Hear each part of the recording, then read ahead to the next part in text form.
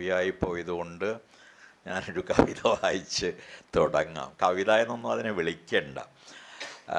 Greek കവിയായ CP കവഫിയുടെ, അദ്ദേഹം ഗ്രീസിലെ ആധുനിക കവികളിൽ വളരെ പ്രധാനിയാണ്. ജോർജ് സെഫറിസിനോടൊപ്പം സ്ഥാനമുള്ള ആളാണ്. കവഫിയുടെ ഒരു കവിതയുണ്ട്, വെയ്റ്റിംഗ് ഫോർ ദ ബാർബേറിയൻസ് എന്ന്. ഒരു പരിഷ്കൃത രാജ്യത്തിലെ ആളുകൾ ആ പരിഷ്കാരം തകർക്കാൻ വേണ്ടി എപ്പോഴാണ് പ്രാകൃതരായ മനുഷ്യർ വരിക എന്ന് കാത്തു നിൽക്കുന്നതാണ് അതിൻ്റെ സന്ദർഭം. ഒരുപക്ഷെ അത്തരമൊരു സന്ദർഭത്തിലൂടെ നമ്മുടെ നാട് കടന്നു പോകുന്ന സമയത്താണ് ഞാൻ അതിൻ്റെ ഒരു തുടർച്ചയെന്ന പോലെ ഒരു കവിത എഴുതിയത്. മുട്ടാളന്മാർ ഒരു നാടൻ വാക്കാണ്, ബാർബേറിയൻസിൻ്റെ ഏതാണ്ട് ഒരു പരിഭാഷയായിട്ട് വരും.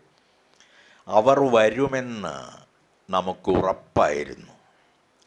അവർക്ക് എതിർ നിൽക്കുമായിരുന്നവരുടെ വിഗ്രഹങ്ങൾ നാം ഒന്നൊന്നായി എറിഞ്ഞുടച്ചു. അവരെ എതിരേൽക്കാൻ കുഞ്ഞുങ്ങളുടെ രക്തം നിറച്ച പാനപാത്രങ്ങളുമായി നാം തലസ്ഥാനത്ത് കാത്തുനിന്നു. ഉടുപ്പുകൾ ഊരി മരവുരികൾ അണിഞ്ഞു. ചരിത്രസ്മാരകങ്ങൾക്ക് തീ കൊളുത്തി. യാഗങ്ങൾക്ക് അഗ്നിയൊരുക്കി. രാജവീഥികളുടെ പേരുകൾ മാറ്റി. നമ്മുടെ ഗ്രന്ഥപ്പുരകൾ അവരെ അരിശം പിടിപ്പിച്ചാലോ എന്ന് ഭയന്ന് അവ ഇടിച്ചു നിരത്തി. ദുർമന്ത്രവാദം നടത്താനുള്ള താളിയോലകൾ മാത്രം സംരക്ഷിച്ചു. പക്ഷെ അവർ വന്നത് നാം അറിഞ്ഞതുപോലുമില്ല. നമ്മുടെ വസ്ത്രങ്ങൾ അണിഞ്ഞ്, നമ്മുടെ നിയമപുസ്തകം കയ്യിലേന്തി, നമ്മുടെ തന്നെ മന്ത്രങ്ങൾ ഉരുക്കഴിച്ച്, നമ്മുടെ ഭാഷ സംസാരിച്ച്, രാജസഭയുടെ കൽപ്പടവുകൾ തൊട്ടു വന്ദിച്ചാണ് അവർ കയറി വന്നത്. ഒടുവിൽ അവർ കിണറുകളിൽ വിഷം കലക്കാനും കുഞ്ഞുങ്ങളുടെ ഭക്ഷണം തട്ടിപ്പറിക്കാനും ചിന്തകളുടെ പേരിൽ മനുഷ്യരെ എയ്തു വീഴ്ത്താനും തുടങ്ങിയപ്പോഴാണ് നമുക്ക് മനസ്സിലായത് അവർ നമുക്കിടയിൽ, നമുക്കുള്ളിൽ തന്നെയായിരുന്നു എന്ന്. ഇപ്പോൾ നാം അങ്ങോട്ടും ഇങ്ങോട്ടും നോക്കി സംശയത്തോടെ ചോദിക്കുന്നു, നീയാണോ മുട്ടാളൻ? മറുപടിക്ക് പകരം നമ്മുടെ ഭാവിയിൽ മുഴുക്കെ പുക പടർത്തി തീ ആളിപ്പിടിക്കുന്നത് മാത്രം നാം കാണുന്നു. പകയാലും കുഴപ്പമില്ല. മറുപടിക്ക് പകരം നമ്മുടെ ഭാവിയിൽ മുഴുക്കെ പുക പടർത്തി തീ ആളിപ്പിടിക്കുന്നത് മാത്രം നാം കാണുന്നു. നമ്മുടെ ഭാഷ മരണത്തിൻ്റേതാകുന്നതും. നഗരചത്വരത്തിൽ ഇപ്പോൾ നാം രക്ഷകരെയും കാത്തു നിൽക്കുന്നു. അവരും മറ്റാരോ ആണ് എന്ന പോലെ. ഈ അവസാനത്തെ വരിയാണ് നമ്മുടെ മുമ്പുള്ള യഥാർത്ഥ പ്രശ്നം. നമ്മെ രക്ഷിക്കാൻ മറ്റാരോ വരും എന്ന പ്രതീക്ഷ. നമ്മെ രക്ഷിക്കാൻ മറ്റാരുമില്ല. നാം തന്നെ നമ്മെ, നമ്മുടെ നാടിനെ, നമ്മുടെ സംസ്കാരത്തെ, ഒരുപക്ഷെ ലോകത്തെ തന്നെ രക്ഷിക്കേണ്ട ആളുകൾ ആണ്. ഈ ബോധം ഒരുപക്ഷെ ഇപ്പോൾ തന്നെ ചെറിയ തോതിലെങ്കിലും നിലനിൽക്കുന്ന ഈ ബോധം ശക്തിപ്പെടുത്തുകയും നാം ഓരോരുത്തരും ആ രീതിയിലുള്ള പ്രവർത്തനങ്ങൾ കരുപ്പിടിപ്പിക്കുന്നതിൻ്റെ ഭാഗമായി മാറുകയും ചെയ്യണം എന്ന ലക്ഷ്യത്തോടെയാണ് ഈ ശില്പശാലകളും സംഘടിപ്പിക്കുന്നത്. ആയുധമില്ലാഞ്ഞിട്ടല്ല, ഉള്ള ആയുധങ്ങൾക്ക് അല്പം മൂർച്ച കൂട്ടാൻ, ഉള്ള അറിവുകൾക്ക് അല്പം ആഴം കൂട്ടാൻ, നാം കേൾക്കുന്ന വാർത്തകൾക്ക് പിറകിലെ മാനസികാവസ്ഥകളെയും അതിന് പിറകിലുള്ള ഭീഷണമായ അധികാരമോഹത്തെയും രക്തദാഹത്തെയും തുറന്നു കാട്ടാനും ഉള്ള അവസരങ്ങൾ എന്ന നിലയിൽ കൂടിയാണ് ഒരുപക്ഷെ നാം ഈ ശില്പശാലകളെ കാണേണ്ടത് എന്ന് എനിക്ക് തോന്നുന്നു. ഞാൻ പറഞ്ഞതുപോലെ വരുന്ന പ്രഭാഷണങ്ങളിൽ ഒരുപാട് കാര്യങ്ങൾ ചർച്ച ചെയ്യപ്പെടും. ഗോപികൃഷ്ണൻ, അത് നിങ്ങൾക്കറിയാമല്ലോ, അദ്ദേഹം ഒരു പുസ്തകം തന്നെ എഴുതിയിട്ടുണ്ട്. ഒരുപാട് പുസ്തകങ്ങൾ ഈ സമീപകാലത്തൊക്കെ ആയി പ്രസിദ്ധീകരിക്കപ്പെട്ടിട്ടുണ്ട്. RSSൻ്റെ ചരിത്രം ഉൾപ്പെടെയുള്ള, അതിലെ അനുഭവസ്ഥരെഴുതിയ ചരിത്രം ഉൾപ്പെടെയുള്ള ഒരുപാട് ചരിത്ര പുസ്തകങ്ങൾ. ഇന്ത്യക്കാരുടെ ഭൂതകാലത്തിലേക്കുള്ള അനേകം അന്വേഷണങ്ങൾ, റോമെല താപ്പറും കൈഫ്രീസും ഒക്കെ ഉൾപ്പെടെയുള്ള അനേകം ആളുകൾ നടത്തിയ ചരിത്രപരമായ അന്വേഷണങ്ങൾ. ഇങ്ങനെയുള്ള ഫാസിസത്തെ പലതരത്തിൽ നേരിടാൻ നമുക്ക് ആശയങ്ങൾ നൽകുന്ന വിചാരങ്ങളും വിജ്ഞാന ശാഖകളും ഒക്കെ തന്നെ വികസിച്ചു വന്ന ഒരു കാലം കൂടിയാണ് ഇത്. ഫാസിസത്തിൻ്റെ ഈ മറുപുറമാണ് ഒരുപക്ഷെ നാം അറിയേണ്ടതും അതിൽ നിന്ന് നമ്മുടേതായ ആയുധങ്ങൾ എന്ന് തന്നെ ഞാൻ പറയട്ടെ, ഒട്ടും ഹിംസാത്മകമല്ലാതെ തന്നെ നാം സ്വരൂപിക്കേണ്ടതും. ജനാധിപത്യത്തെ വീണ്ടെടുക്കുക എന്ന കർത്തവ്യമാണ് ആത്യന്തികമായി നമുക്ക് മുമ്പിലുള്ളത്. ഒരു കാലത്ത് ഞാൻ ഓർക്കുന്നു, 70കളിൽ ഭരണഘടനയൊക്കെ ഒരു ഉപരിവർഗ ഭരണഘടനയാണ് എന്ന് പറഞ്ഞിരുന്ന ആളുകളിൽ ഒരാളാണ് ഞാൻ. പക്ഷേ ഇന്ന് അതേ എനിക്ക് പറയേണ്ടി വരുന്നു, ഈ ഭരണഘടനയെങ്കിലും നമുക്ക് രക്ഷിക്കാൻ കഴിഞ്ഞിരുന്നെങ്കിൽ അതിൻ്റെ മൗലികമായ ആദർശങ്ങളെ, സ്ഥിതിസമത്വത്തെക്കുറിച്ചുള്ള അതിൻ്റെ സ്വപ്നങ്ങളെ, ജനാധിപത്യത്തെക്കുറിച്ചുള്ള അതിൻ്റെ സങ്കല്പങ്ങളെ, മതേതരത്വം എന്ന മഹത്തായ ആശയത്തെ, മനുഷ്യരുടെ അവകാശങ്ങൾ സംരക്ഷിക്കാനുള്ള അതിലെ വ്യവസ്ഥകളെ, അതിൻ്റെ പിറകിലുള്ള വിദ്യാഭ്യാസത്തെയും ഈ ജനാധിപത്യത്തെയും എല്ലാം കുറിച്ചുള്ള സങ്കല്പങ്ങളെ, ഇവയൊക്കെ വീണ്ടെടുക്കേണ്ടി വരുന്ന ഒരു കാലത്തൂടെ നമുക്ക് കടന്നു വരേണ്ടി വരുമെന്ന് അടിയന്തരാവസ്ഥ കാലത്ത് പോലും ആലോചിച്ചിരുന്നില്ല. അടിയന്തരാവസ്ഥ നമുക്കറിയാവുന്നതുപോലെ ഒരു നിയമത്തെ ദുരുപയോഗം ചെയ്ത് താൽക്കാലികമായി പ്രഖ്യാപിക്കപ്പെട്ട ഒന്നായിരുന്നെങ്കിൽ, ഇന്ന് ഉള്ളത് നിരന്തരമായ അപ്രഖ്യാപിതമായ ഒരു അടിയന്തരാവസ്ഥ ആയിരിക്കുകയാണ്. ഭരണഘടന ഉപയോഗിച്ച് അവിടെ അടിയന്തരാവസ്ഥ കൊണ്ടുവരാൻ കഴിഞ്ഞെങ്കിൽ ആ ഭരണഘടനയെ തന്നെ തകർത്തുകൊണ്ടുള്ള കൂടുതൽ തീക്ഷ്ണമായ മനുഷ്യത്വ വിരുദ്ധമായ ഒരു ഭരണ സമ്പ്രദായവും ഒരു ജീവിത രീതിയും ആലോചനാ രീതിയും ഒക്കെ തന്നെ കൊണ്ടുവരാനുള്ള നിരന്തരമായ പരിശ്രമത്തിലാണ് ഇന്നത്തെ ഭരണകൂടം എന്ന് പറയാം. പലപ്പോഴും ഇത്തരത്തിലുള്ള സംഭാഷണങ്ങൾ തുടങ്ങുമ്പോൾ ഞാൻ 2-3 കഥകളെന്ന് പറഞ്ഞോളൂ, കഥാസന്ദർഭങ്ങൾ ഓർക്കാറുണ്ട്. ഒന്ന്, ജർമ്മനിയിലെ വലിയ ചിന്തകനും നാടകകൃത്തുമൊക്കെയായിരുന്ന, കവിയുമൊക്കെയായിരുന്ന ബെർത്തോൾട്ട് ബ്രെറ്റ് പറഞ്ഞിട്ടുള്ളതാണ്.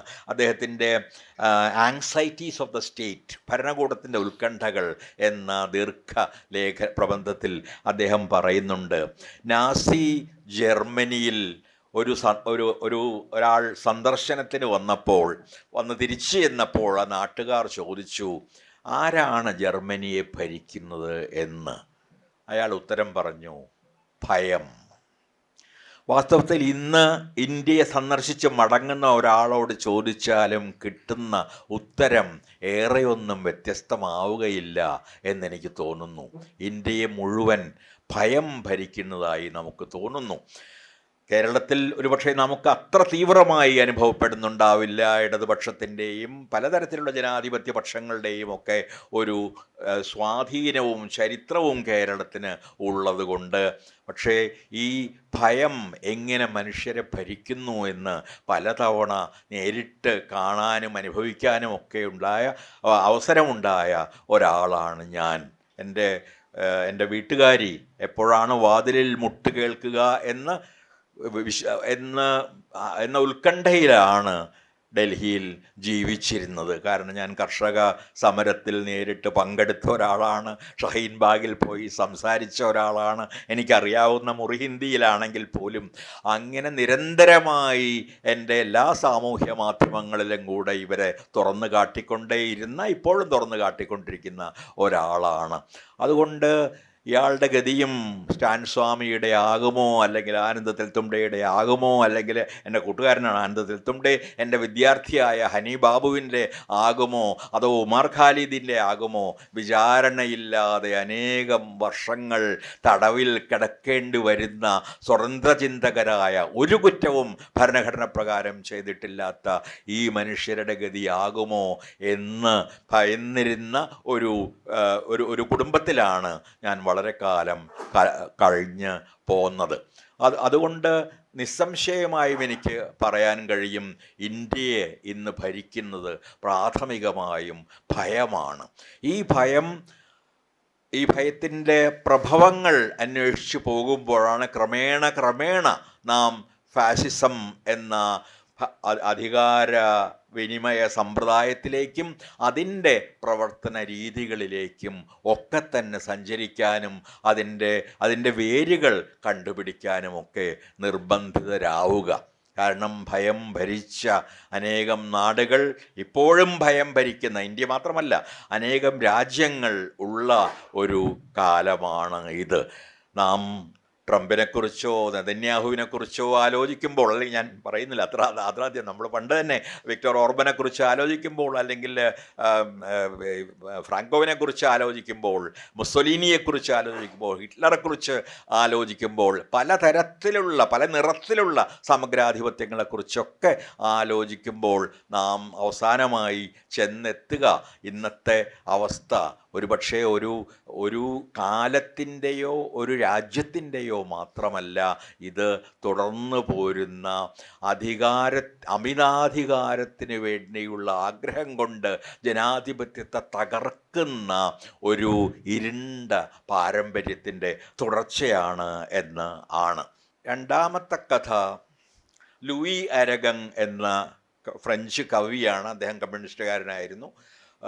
അദ്ദേഹം ഒരു കഥ പറയുന്നുണ്ട് അരാഷ്ട്രീയനായിരുന്ന ഒരാളെക്കുറിച്ച്. ഒരാൾക്ക് രാഷ്ട്രീയത്തോടൊക്കെ വെറുപ്പായിരുന്നു. ഈ രാഷ്ട്രീയം ആകെ തകരാറാണ്. അതുകൊണ്ട് രാഷ്ട്രീയക്കാരോടും രാഷ്ട്രീയ പ്രത്യയശാസ്ത്രങ്ങളോടും രാഷ്ട്രീയ പ്രവർത്തനങ്ങളോടുമൊക്കെ അയാൾക്ക് പുച്ഛമായിരുന്നു. പക്ഷെ അങ്ങനെ ഒരാൾക്ക് ഒരു ദിവസം ഒരു പക്ഷവാതം പിടിപെട്ട് സംസാരശേഷി നഷ്ടപ്പെട്ടു.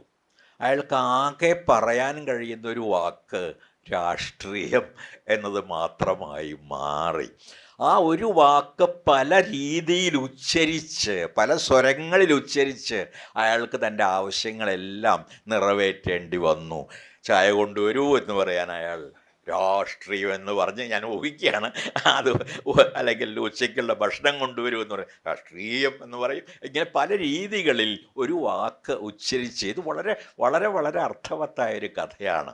കാരണം രാഷ്ട്രീയം എന്ന് പറഞ്ഞാൽ കൊടികളും ജാഥകളും രാഷ്ട്രീയ പാർട്ടികളും മാത്രമല്ല, നമ്മുടെ ഓരോ പ്രവൃത്തിയും ഓരോ തിരഞ്ഞെടുപ്പാണ്. നമ്മുടെ ജീവിതത്തിലെ ഓരോ നിമിഷവും നാം ഒരു രാഷ്ട്രീയ ജീവിതം ജീവിക്കുന്നുണ്ട്. നിങ്ങൾക്ക് പാർട്ടി ഉണ്ടായാലും ഇല്ലെങ്കിലും, നിങ്ങളിൽ വായിക്കുന്നവർക്കറിയാം, 80കളിലൊക്കെയാണ് ഞാൻ ഒരുപാട് വായനയുടെ രാഷ്ട്രീയം, സംസ്കാരത്തിൻ്റെ രാഷ്ട്രീയം, മാധ്യമങ്ങളുടെ രാഷ്ട്രീയം, ആരോഗ്യത്തിൻ്റെ രാഷ്ട്രീയം മുതലായ ലേഖനങ്ങൾ എഴുതുന്നത്. പിന്നീട് പാപത്തറയ്ക്ക് ഔദാര്യമൊക്കെ എഴുതുമ്പോൾ സ്ത്രീകളുടേതായ വിമോചനത്തിൻ്റെ ഒരു രാഷ്ട്രീയത്തെക്കുറിച്ചും എഴുതുന്നുണ്ട്. അപ്പോൾ രാഷ്ട്രീയം എന്നത് നാം വ്യവഹരിക്കുന്ന സാമാന്യാർത്ഥത്തിൽ ഒതുങ്ങുന്നതല്ല. അതിൽ പലതരത്തിലുള്ള ആധിപത്യങ്ങൾക്ക് എതിരായ ചോദ്യം ചെയ്യലുകളോ അവയ്ക്ക് അനുകൂലമായ നിലപാടുകളോ ഉണ്ട്. അതുകൊണ്ടാണ് എങ്ങോട്ടൊക്കെ പോകുന്നു എനിക്കറിഞ്ഞൂടാ. പലപ്പോഴും ഈ ചില പഴയ വാക്കുകൾക്ക് പെട്ടെന്ന് പുതിയ പ്രസക്തി കിട്ടും. റോസാ ലക്സംബർഗിനെ കുറിച്ച് ഞാനൊരു ലേഖനം എഴുതിയത് നക്സലൈറ്റ് പ്രസ്ഥാനമൊക്കെ കുറച്ചൊക്കെ തകർന്ന ഒരു കാലത്താണ്. ലക്സംബർഗ് അന്ന് ലെനിനോട് നടത്തിയ ഏറ്റവും പ്രധാനപ്പെട്ട വാദം നമുക്ക് ജനാധിപത്യം വേണം എന്നതായിരുന്നു. നമുക്ക് നമ്മുടെ ജനങ്ങൾക്ക് ആവിഷ്കാര സ്വാതന്ത്ര്യം നൽകണം എന്നതായിരുന്നു. ലെനിന് തീർച്ചയായും അന്നത്തെ യുദ്ധ സാഹചര്യത്തിൽ ഒരുപക്ഷെ അത് അസാധ്യമായിരുന്നിരിക്കാം. പക്ഷേ ആ വാദത്തിൻ്റെ അർത്ഥം പിന്നീട് വളരെ കാലം കഴിഞ്ഞ് സോവിയറ്റ് യൂണിയൻ തകർന്നപ്പോൾ ബാക്കിയുള്ളവർക്കും കൂടി ബോധ്യമായി എന്നതാണ് സത്യം. അപ്പോൾ ലക്സംബർഗിനെ പോലെ തന്നെ വീണ്ടും വീണ്ടും നമ്മുടെ മനസ്സിലേക്ക് കടന്നു വരുന്ന മറ്റൊരു ചിന്തകനാണ് ഇറ്റാലിയനായ അന്റോണിയോ ഗ്രാംഷി. വളരെ ഫാസിസ്റ്റ് വിരുദ്ധ ചിന്തകൾ അവതരിപ്പിച്ചിട്ടുള്ള ഒരാളാണ്. അദ്ദേഹം ഉപയോഗിച്ചിരുന്ന രണ്ട് വാക്കുകൾ കൂടുതൽ കൂടുതൽ ഭാരമുള്ളതായി വരുന്നതായി എനിക്ക് തോന്നുന്നുണ്ട്. ഒന്ന് ഹെഗേമണി എന്ന വാക്ക്, അങ്ങനെയാണ് അത് ഉച്ചരിക്കുന്നതായി കാണുന്നത്. ഹെഗമണി എന്നൊക്കെ ഉച്ചരിക്കാറുണ്ട്. ഹെഗേമണി എന്ന് പറഞ്ഞാൽ അതിനെ എൻ്റെ സുഹൃത്ത് ടി കെ രാമേന്ദ്രൻ നെടുനായകത്വം എന്ന വാക്ക് ഉപയോഗിച്ചിട്ടുണ്ട്. അത് ഉപയോഗിക്കാം, അല്ലെങ്കിൽ അധീശത്വം എന്ന വാക്ക് ഉപയോഗിക്കാം. പല രീതികളിലുള്ള അധീശത്വങ്ങളുടെ ഒരു സങ്കീർണ സമന്വയമാണ് ഹെഗേമണി എന്ന് പറയുന്നത്. അതിൽ രാഷ്ട്രീയമായ ആധിപത്യമുണ്ട്, പുരുഷാധിപത്യമുണ്ട്, ഈ ഉദ്യോഗസ്ഥ മേധാവിത്വത്തിൻ്റെ അംശങ്ങളുണ്ട്. ഇന്ത്യയിൽ അത് പറയുമ്പോൾ അതിൽ മതാധിപത്യവും ജാത്യാധിപത്യവും വർണ്ണാധിപത്യവും ഉണ്ട്. ഇവയെ അവഗണിച്ചുകൊണ്ട് ഇന്ത്യയിൽ ഒരു തരത്തിലുള്ള കമ്മ്യൂണിസത്തിന് മുന്നോട്ട് പോകാൻ കഴിയുമെന്ന് എനിക്ക് തോന്നുന്നില്ല. അംബേദ്കർ അവഗണിച്ചുകൊണ്ട്, അയ്യങ്കാളിയെ അവഗണിച്ചുകൊണ്ട്, ആ രീതിയിലുള്ള ചിന്തകരെ വർണ്ണത്തിൻ്റെയും ജാതിയുടെയും അടിസ്ഥാനത്തിലുള്ള അസമത്വങ്ങളെ അവഗണിച്ചുകൊണ്ട് മുന്നോട്ട് പോവുക പ്രയാസമാണ്. ഇത് ഞാൻ ഏതെങ്കിലും ഒരാളെ ഉയർത്താൻ വേണ്ടി പറയുകയോ അല്ലെങ്കിൽ പൂർണ്ണമായി അവരോട് യോജിക്കുന്നു എന്ന അർത്ഥത്തിലൊന്നുമല്ല പറയുന്നത്. പക്ഷെ അംബേദ്കറുടെ ഏറ്റവും പ്രധാനമായ ഒരു പ്രസ്താവം വർണ്ണവും ജാതിയും നിലനിൽക്കുന്ന ഒരു നാട്ടിൽ ജനാധിപത്യം സാധ്യമല്ല എന്നാണ്. അത് വല്ലാത്തൊരു വാചകമാണ്, തീവ്രമാണ്, കഠിനമാണ്, പക്ഷെ അത്ര തന്നെ അർത്ഥവത്വമാണ്. കാരണം നാം പ്രാഥമികമായ സമത്വത്തിൽ വിശ്വസിക്കുന്നില്ലെങ്കിൽ മനുഷ്യരെല്ലാം, നമുക്കറിയാം, യാദൃച്ഛികമായാണ് ഒരാൾ ഒരു കുടുംബത്തിൽ പിറക്കുന്നത്. അതിന് പിറകിൽ വലിയ പദ്ധതിയോ, നിങ്ങൾ വിധിയിലൊന്നും വിശ്വസിക്കുന്നില്ലെങ്കിൽ വലിയ പദ്ധതി ഒന്നുമില്ല. ഏതോ ജാതിയിൽ പിറക്കുന്നു, അല്ലെങ്കിൽ ഏതോ വർണ്ണത്തിൽ പിറക്കുന്നു, അല്ലെങ്കിൽ ഏതോ മതത്തിൽ പിറക്കുകയല്ല, പിറന്നതിന് ശേഷമാണ് വാസ്തവത്തിൽ ഇതൊക്കെ ഈ മനുഷ്യർ വെറുതെ നിലവിളിച്ചിരുന്ന കുട്ടി അറിയാൻ ആരംഭിക്കുന്നത്. അതുകൊണ്ട് തന്നെയാണ് അദ്ദേഹത്തിന് ഇത് പറയേണ്ടി വന്നത്. നമ്മൾ ഈ തരത്തിലുള്ള ഒരു എന്താ പറയുക, സ്ട്രക്ചറൽ ഇനെക്വാളിറ്റി എന്ന് വേണമെങ്കിൽ പറയാം, ഘടനാപരമായ അസമത്വം, അത് നിലനിൽക്കുന്നിടത്ത് നാം എത്ര തരത്തിലുള്ള ജനാധിപത്യം നടപ്പിലാക്കിയാലും ഇലക്ഷൻ കമ്മീഷനൊക്കെ സത്യസന്ധമായി പ്രവർത്തിക്കാൻ തുടങ്ങിയെന്ന് വെറുതെ ഒരു നിമിഷം കരുതുക. അല്ലെ, ആ രീതിയിലായാൽ പോലും ആത്യന്തികമായി ഈ ജാതി വ്യവസ്ഥ, വർണ്ണവ്യവസ്ഥ നമ്മെ അസമരാക്കുന്നു. ആ അസമത്വം ഇന്നും ഞാൻ അതിലേക്ക് കിടക്കുക, അത് മറ്റൊരു വിഷയമായി പോകും. നമ്മുടെ നവോത്ഥാനത്തിന് എന്ത് പറ്റി മുതലായ വിഷയങ്ങളിലേക്ക് പോകേണ്ടി വരും. എങ്ങനെയാണ് ജാതി പുതിയ രീതികളിൽ തിരിച്ചു വരുന്നത്, എങ്ങനെയാണ് സാമുദായിക സംഘടനകളെ എല്ലാ കക്ഷികൾക്കും ആശ്രയിക്കുകയും അവരെ കെട്ടിപ്പിടിക്കുകയും അവരാണ് ഗുരുക്കന്മാരെക്കാൾ വലിയ ആളുകൾ അവരാണെന്ന് പറയുകയും ഒക്കെ വേണ്ടി വരുന്നത് മുതലായ ആലോചനകളിലേക്ക് നാം പോയി പോകും.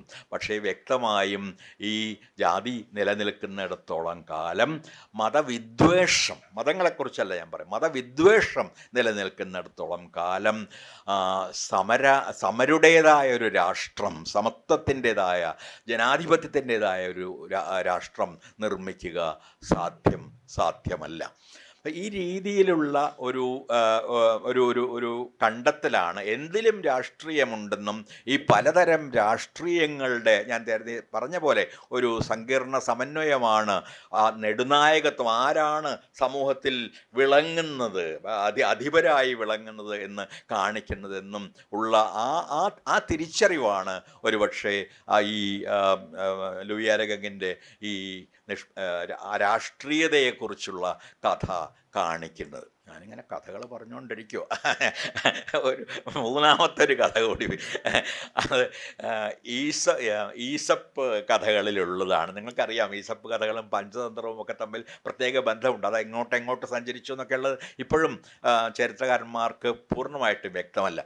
അപ്പോൾ ഈസപ്പ് കഥകളിലെ ഒരു കഥ കുതിരയും മാനും തമ്മിലുള്ളൊരു മത്സരത്തിൻ്റെ കഥയാണ്. നിങ്ങൾക്കറിയാം, രണ്ടുപേരും വലിയ വേഗമുള്ള മൃഗങ്ങളാണ്. വേഗം ഓടുകയും ചാടുകയും മുന്നിലെത്തുകയും ഒക്കെ ചെയ്യാൻ ശ്രമിക്കുന്ന മൃഗങ്ങളാണ്. ഒരുപക്ഷെ മനുഷ്യരെക്കാൾ വേഗം മുന്നിലേക്കെത്താൻ ശ്രമിക്കുന്ന മൃഗങ്ങളാണ്. അപ്പോൾ ഒരു ദിവസം കുതിര ഒരു മനുഷ്യനോട്, തൻ്റെ മുകളിൽ സവാരി ചെയ്യുന്ന ഒരു മനുഷ്യനോട് പറഞ്ഞു, എനിക്ക് ആ മാനിനെ ജയിക്കണം, ആ മാനിൻ്റെ വേഗം എനിക്ക് സഹിക്കുന്നില്ല. എനിക്ക് എത്ര ശ്രമിച്ചിട്ടും മാനിനോട് ഒപ്പം എത്താൻ കഴിയുന്നില്ല. കുതിരക്കാരൻ പറഞ്ഞു, അതൊരു പ്രയാസമുള്ള കാര്യമേ അല്ല. നീ ഒരു ചെറിയ കാര്യം ചെയ്യണം. ഒരു ജീനിയും കടിഞ്ഞാണും ധരിക്കാൻ നീ തയ്യാറായാൽ ഞാൻ നിന്നെ മാനിനേക്കാൾ മുമ്പിൽ കൊണ്ടുപോകാമെന്ന് പറഞ്ഞു. അയാൾ കുതിര സമ്മതിച്ചു. കുതിരയുടെ ആസന്നമായ ആഗ്രഹം എങ്ങനെയെങ്കിലും മാനിനെ ജയിക്കുക എന്നാണ്. അപ്പോൾ കുതിര സമ്മതിച്ചു. അയാൾ കയറിയിരുന്നു. മാനിനെ ജയിച്ചു. കുതിരയ്ക്ക് വലിയ സന്തോഷമായി. അത് കഴിഞ്ഞപ്പോൾ കുതിര ചോദിച്ചു, ഇനി ഈ ജീനിയും കടിഞ്ഞാണും ഒക്കെ അഴിച്ചു കളഞ്ഞൂടെ? അപ്പോൾ കുതിരക്കാരൻ പറഞ്ഞു, അതവിടെ കിടക്കട്ടെ. ഇതാണ് മറ്റൊരു കഥ.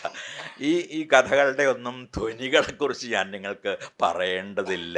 നമ്മെ പലതരത്തിലുള്ള അച്ചടക്കങ്ങളിലൂടെയും അടിമത്തങ്ങളിലൂടെയും അവകാശ നിഷേധങ്ങളിലെയും കടന്നുപോയി എവിടെയോ വിജയമുണ്ടെന്ന്, എവിടെയോ ജനാധിപത്യമുണ്ടെന്ന്, എവിടെയോ സ്വാതന്ത്ര്യമുണ്ടെന്ന്, എവിടെയോ വിമോചനമുണ്ടെന്ന് നമ്മെ വിശ്വസിപ്പിച്ച് നമ്മയെല്ലാം മൂടിക്കെട്ടി നടത്തിക്കൊണ്ടിരിക്കുന്ന ഒരു കാലത്ത്, ഒരു ഭരണകൂടത്തിൻ്റെ കാലത്ത് ആണ് നാം ജീവിച്ചിരിക്കുന്നത്. നാം ജയിക്കുന്നുമില്ല. ഒരിക്കലും ഈ കടിഞ്ഞാണും ജീനിയും നമ്മുടെ ദേഹത്ത് നിന്ന് പോകുന്നുമില്ല.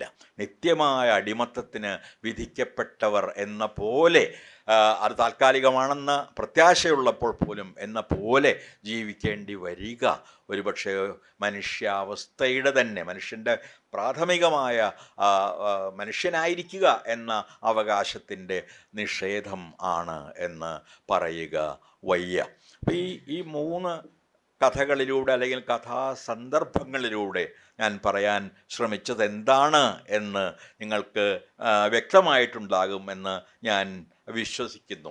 കാരണം ശക്തിപ്രയോഗത്തെ മാത്രം ആശ്രയിക്കുന്ന ഒരു വ്യവസ്ഥയെയാണ് നാം പ്രാഥമികമായും ഫാഷിസം എന്ന് വിളിക്കുന്നത്. അതിന് അനേകം നിർവചനങ്ങളുണ്ട്, അനേകം വിശേഷണങ്ങളുണ്ട്. ഹന്നാ അരണ്ട് മുതൽ നോം ചോംസ്കി വരെയുള്ള ആളുകൾ അതിനെ പല രീതികളിൽ നിർവചിച്ചിട്ടുണ്ട്. എന്നാൽ പ്രാഥമികമായും അത് ശക്തിപ്രയോഗത്തിലൂടെ നടപ്പിൽ വരുത്തുന്ന ഒരു വ്യവസ്ഥയാണ് എന്ന് പറയാം. അത് നടപ്പിലാക്കുന്നത് നേരത്തെ സൂചിപ്പിച്ചതുപോലെ ഈ ഭയം എന്ന വികാരം ജനങ്ങളിൽ സൃഷ്ടിച്ചുകൊണ്ടാണ്. എപ്പോഴാണ് തനിക്കെതിരെ നിയമം പ്രയോഗിക്കപ്പെടുക, അല്ലെങ്കിൽ എപ്പോഴാണ് തനിക്ക് വേണ്ടി തന്നെ തടവിലാക്കുന്നതിന് വേണ്ടി, തന്നെ കൊല്ലുന്നതിന് വേണ്ടി നിയമം എടുത്തു മാറ്റപ്പെടുക എന്ന് അറിയാത്ത രീതിയിലുള്ള അവിരാമവും നിരന്തരവുമായ ഭയത്തിൻ്റെ ഒരു മാനസികാവസ്ഥയെയാണ് ആത്യന്തികമായി നാം ഒരു ഫാസിസത്തിൻ്റെ കാലത്തുണ്ടാകുന്ന മനുഷ്യരുടെ മുഴുവൻ തന്നെ മാനസികാവസ്ഥ. ഈ പേടിയിലൂടെ ജീവിക്കേണ്ടി വരുന്ന അവസ്ഥ, അത് ജനാധിപത്യത്തിലും സാധ്യമാണ് എന്ന് ഇപ്പോൾ മാത്രമല്ല തെളിയുന്നത്. ഞാൻ വീണ്ടും നിങ്ങൾക്കറിയാം മുസോലിനിയുടെ ഒക്കെ കഥ. മുസോലിനിയെ വിളിച്ചു കൊണ്ടുവന്നതാണ് ഈ കരിങ്കുപ്പായക്കാരെ അമർച്ച ചെയ്യാൻ വേണ്ടി. അദ്ദേഹം തന്നെ വന്നതൊരു കരിങ്കുപ്പായമിട്ടാണ്. എന്നിട്ട് അവർ കരിങ്കുപ്പായക്കാരുടെ നേതാവായി മാറി വളരെ പെട്ടെന്ന് തന്നെ അതിൻ്റെ വോട്ടിൻ്റെ ശതമാനം നോക്കുകയാണെങ്കിൽ ഏതാണ്ട് 100% വോട്ടുണ്ടായിരുന്നയാൾ വളരെ പെട്ടെന്ന് തന്നെ ഏകാധിപതിയായി സ്വയം പ്രഖ്യാപിക്കുകയും ഇറ്റലിയുടെ മുഴുവൻ തന്നെ ഭരണാധികാരിയായി മാറുകയും ചെയ്യും. ഫാസിസ്റ്റുകളൊക്കെ അധികാരത്തിൽ വന്നിട്ടുള്ളത് വിചിത്രമായി തോന്നാമെങ്കിലും സോകോൾഡ് ജനാധിപത്യത്തിലൂടെ ആണ്. അത് എല്ലാവരെയും തിരഞ്ഞെടുക്കുകയാണ് ചെയ്തത്. തിരഞ്ഞെടുത്തു കാരണം അവർ ശക്തരായിരുന്നു, അവർ വലിയ നെഞ്ചുള്ളവരായിരുന്നു, അവർ എല്ലാ ദിവസവും ജനങ്ങളുമായി ഉറക്കെ അവരുടേത് എന്ന് തോന്നിക്കുന്ന ഭാഷയിൽ സംസാരിക്കാൻ കെൽപ്പുള്ളവരായിരുന്നു. അവർക്ക് മനുഷ്യർക്കാർക്കും സങ്കല്പിക്കാൻ കഴിയാത്ത നുണകൾ നിർമ്മിക്കാനും പ്രചരിപ്പിക്കാനും കഴിയുമായിരുന്നു. അതിൽ വീണുപോയ സാധാരണ മനുഷ്യർ തന്നെയാണ് ആദ്യം അവരെ തിരഞ്ഞെടുക്കുകയും പിന്നെ പശ്ചാത്തപിക്കുകയും അവരെ കൊല്ലുകയോ അവരെ ആത്മഹത്യയ്ക്ക് പ്രേരിപ്പിക്കുകയോ ഒക്കെ ചെയ്യുകയും ഉണ്ടായത്.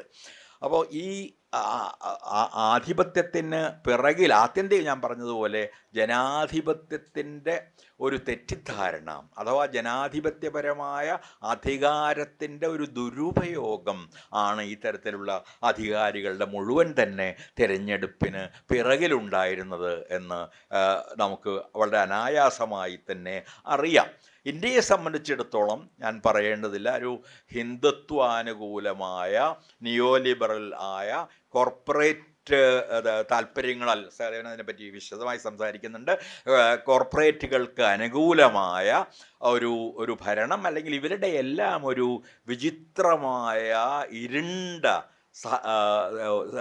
സഹകരണത്തിലൂടെയാണ് ഇന്ത്യയിൽ ഈ തരത്തിലുള്ളൊരു ഭരണം സാധ്യമായത്. ഒരു ഭാഗത്ത് കോർപ്പറേറ്റുകളുടെ താല്പര്യം സംരക്ഷിക്കുക, നമുക്കറിയാം അതിൻ്റെ പ്രതീകങ്ങൾ എന്ന പോലെ അദാനിയും അംബാനിയും, അങ്ങനെ വലിയതും ചെറിയതുമായ അദാനിമാരെയും അംബാനിമാരെയും നിരന്തരമായി സഹായിക്കുക. അത് ഇൻഷുറൻസ് പണമെടുത്തായാലും ശരി, ജനങ്ങളുടെ നികുതി എടുത്തായാലും ശരി, ഈ വലിയ പണക്കാരെ വലിയ കടങ്ങളിൽ നിന്ന് വളരെ അനായാസമായി രക്ഷപ്പെടുത്തുക, അവർക്ക് പുതിയ പുതിയ പദ്ധതികൾ തുറന്നു കൊടുക്കുക, അവർക്ക് തുറമുഖങ്ങൾ ആരംഭിക്കാനോ അവർക്ക് പദ്ധതികൾ ആരംഭിക്കാനോ ഫാക്ടറികൾ തുടങ്ങാനോ ഒക്കെയുള്ള സൗകര്യങ്ങൾ ചെയ്തു കൊടുക്കുക. ഇതാണ് കോർപ്പറേറ്റ് അനുകൂലമായ ഒരു സാമ്പത്തിക അവസ്ഥയുടെ പ്രാഥമികമായ ലക്ഷ്യം. അതോടൊപ്പം തന്നെ ഇന്ത്യയെ സംബന്ധിച്ചിടത്തോളം ഇത് എല്ലാവരും പറഞ്ഞു കഴിഞ്ഞ പോലെ അറിയാവുന്നതുപോലെ ഒരു ഹിന്ദുത്വ രാഷ്ട്രത്തിൻ്റെ നിർമ്മിതി എന്ന 1914 ഹിന്ദു മഹാസഭ സ്വപ്നം കണ്ടിരുന്ന സ്വപ്നത്തിൻ്റെ ഒരു സാക്ഷാത്കാരം കൂടിയാണ്. ഭയപ്പെടേണ്ട, 100 വർഷമേ എടുത്തുള്ളൂ അവർ അധികാരത്തിൽ എത്താൻ. ആ 100 വർഷത്തിൽ ഓരോ നിമിഷവും അവർ പ്രവർത്തിക്കുകയായിരുന്നു. ഓരോ നിമിഷവും എങ്ങനെയാണ് ഒരു ഹിന്ദു രാഷ്ട്രം നിർമ്മിക്കുക എന്ന് അവർ ആലോചിക്കുകയും അവരുടെ പ്രവർത്തനങ്ങൾ രാഷ്ട്രീയ സ്വയം സേവക സംഘത്തിലൂടെ, തങ്ങളുടെ നേതാക്കളിലൂടെ, തങ്ങളുടെ സവിശേഷമായ നയതന്ത്രങ്ങളിലൂടെ, തങ്ങൾ തിരഞ്ഞെടുക്കുന്ന കൂട്ടുകാരിലൂടെ അവർ നടപ്പാക്കിക്കൊണ്ടിരിക്കുകയും ആയിരുന്നു. ഒരു നൂറ്റാണ്ട് ഈ മതേതരമായ ഒരു ഇന്ത്യയെ ഒരു മതരാഷ്ട്രമാക്കി മാറ്റുന്നതിന് ഒരു നൂറ്റാണ്ട് ഒരു നീണ്ട സമയമാണ് എന്ന് പറയാൻ കഴിയാത്ത വിധത്തിൽ അവർ വേഗത്തിൽ പ്രവർത്തിച്ചു കൊണ്ടിരുന്നു എന്ന് ഇന്ന് തിരിഞ്ഞു നോക്കുമ്പോൾ നമുക്ക് നിശ്ചയമായും മനസ്സിലാകും. അപ്പം നമ്മൾ എന്താണ് തങ്ങളുടെ ഭരണത്തിൻ്റെ അടിത്തറയായി ഈ ഹിന്ദുത്വവാദികൾ ഉയർത്തിപ്പിടിക്കുന്ന പ്രത്യയശാസ്ത്രം അല്ലെങ്കിൽ അതിൻ്റെ സ്വഭാവം, അതിൻ്റെ മൂലക്കല്ലുകൾ ഏതെല്ലാമാണ്? ഒന്ന്, ഹിന്ദു എന്ന മതം. ഇതിൻ്റെയൊക്കെ സത്യങ്ങൾ എനിക്ക് തോന്നുന്നു നാം വളരെ വിശദമായി തന്നെ പരിശോധിക്കേണ്ടത് ഉണ്ട് എന്ന്. ഈ മാരക സഖ്യത്തിന് അടിസ്ഥാനപരമായ കാര്യങ്ങൾ എന്തായിരുന്നു എന്ന് നാം നിശ്ചയമായും പരിശോധിക്കേണ്ടതുണ്ട്. അതുകൊണ്ടാണ് ഈ ഹിന്ദു എന്ന പദത്തിൻ്റെ അർത്ഥം നാം അന്വേഷിക്കേണ്ടി വരുന്നത്. ഇതിനകം അതിൽ പലർക്കും അറിയാവുന്നതാണ്, ഹിന്ദു എന്ന പേരിലൊരു മതം ഒരു കാലത്ത് ഉണ്ടായിരുന്നില്ല. പുറത്തു നിന്ന് വന്ന ആളുകൾ, ഇന്ത്യയിലുള്ള ആളുകളെ വിളിക്കാൻ ഉപയോഗിച്ചൊരു വാക്ക് മാത്രമായിരുന്നു. ഇവിടെ ഉണ്ടായിരുന്ന അനേകം ജാതികളും അനേക തരത്തിലുള്ള വർണ്ണങ്ങളും ഇത് മനസ്സിലാക്കാൻ പോലും പുറത്തു നിന്ന് വന്ന ആളുകൾക്ക് പ്രയാസമായിരുന്നു. മിക്കവരും ഏകമത രാഷ്ട്രങ്ങളിൽ നിന്ന് വന്നവരാണ്. അതുകൊണ്ട് ഇന്ത്യക്കാരെ മുഴുവൻ, സിന്ധുവിൻ്റെ തീരത്ത് ജീവിച്ചിരിക്കുന്ന ആളുകളെ മുഴുവൻ വിളിക്കാൻ വേണ്ടി അവരുണ്ടാക്കിയ ഒരു പദമായിരുന്നു അൽ ഹിന്ദോസ് എന്നത്, അല്ലെങ്കിൽ ഹിന്ദു എന്നത്. അറബുകൾ ഉൾപ്പെടെ എല്ലാവരും ഇന്ത്യയിലെ ഈ മനുഷ്യരെ ഹിന്ദുക്കൾ എന്ന് വിളിച്ചു.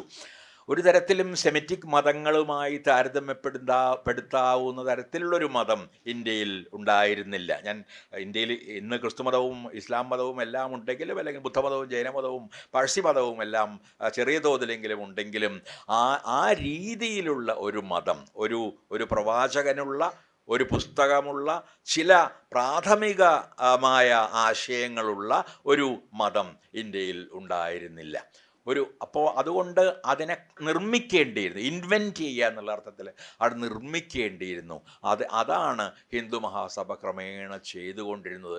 അങ്ങനെ ഒരു മതത്തെ നിർമ്മിച്ചെടുക്കണം. അപ്പോൾ ഒരു പ്രവാചകൻ വേണം. ആരായിരിക്കാം പ്രവാചകൻ?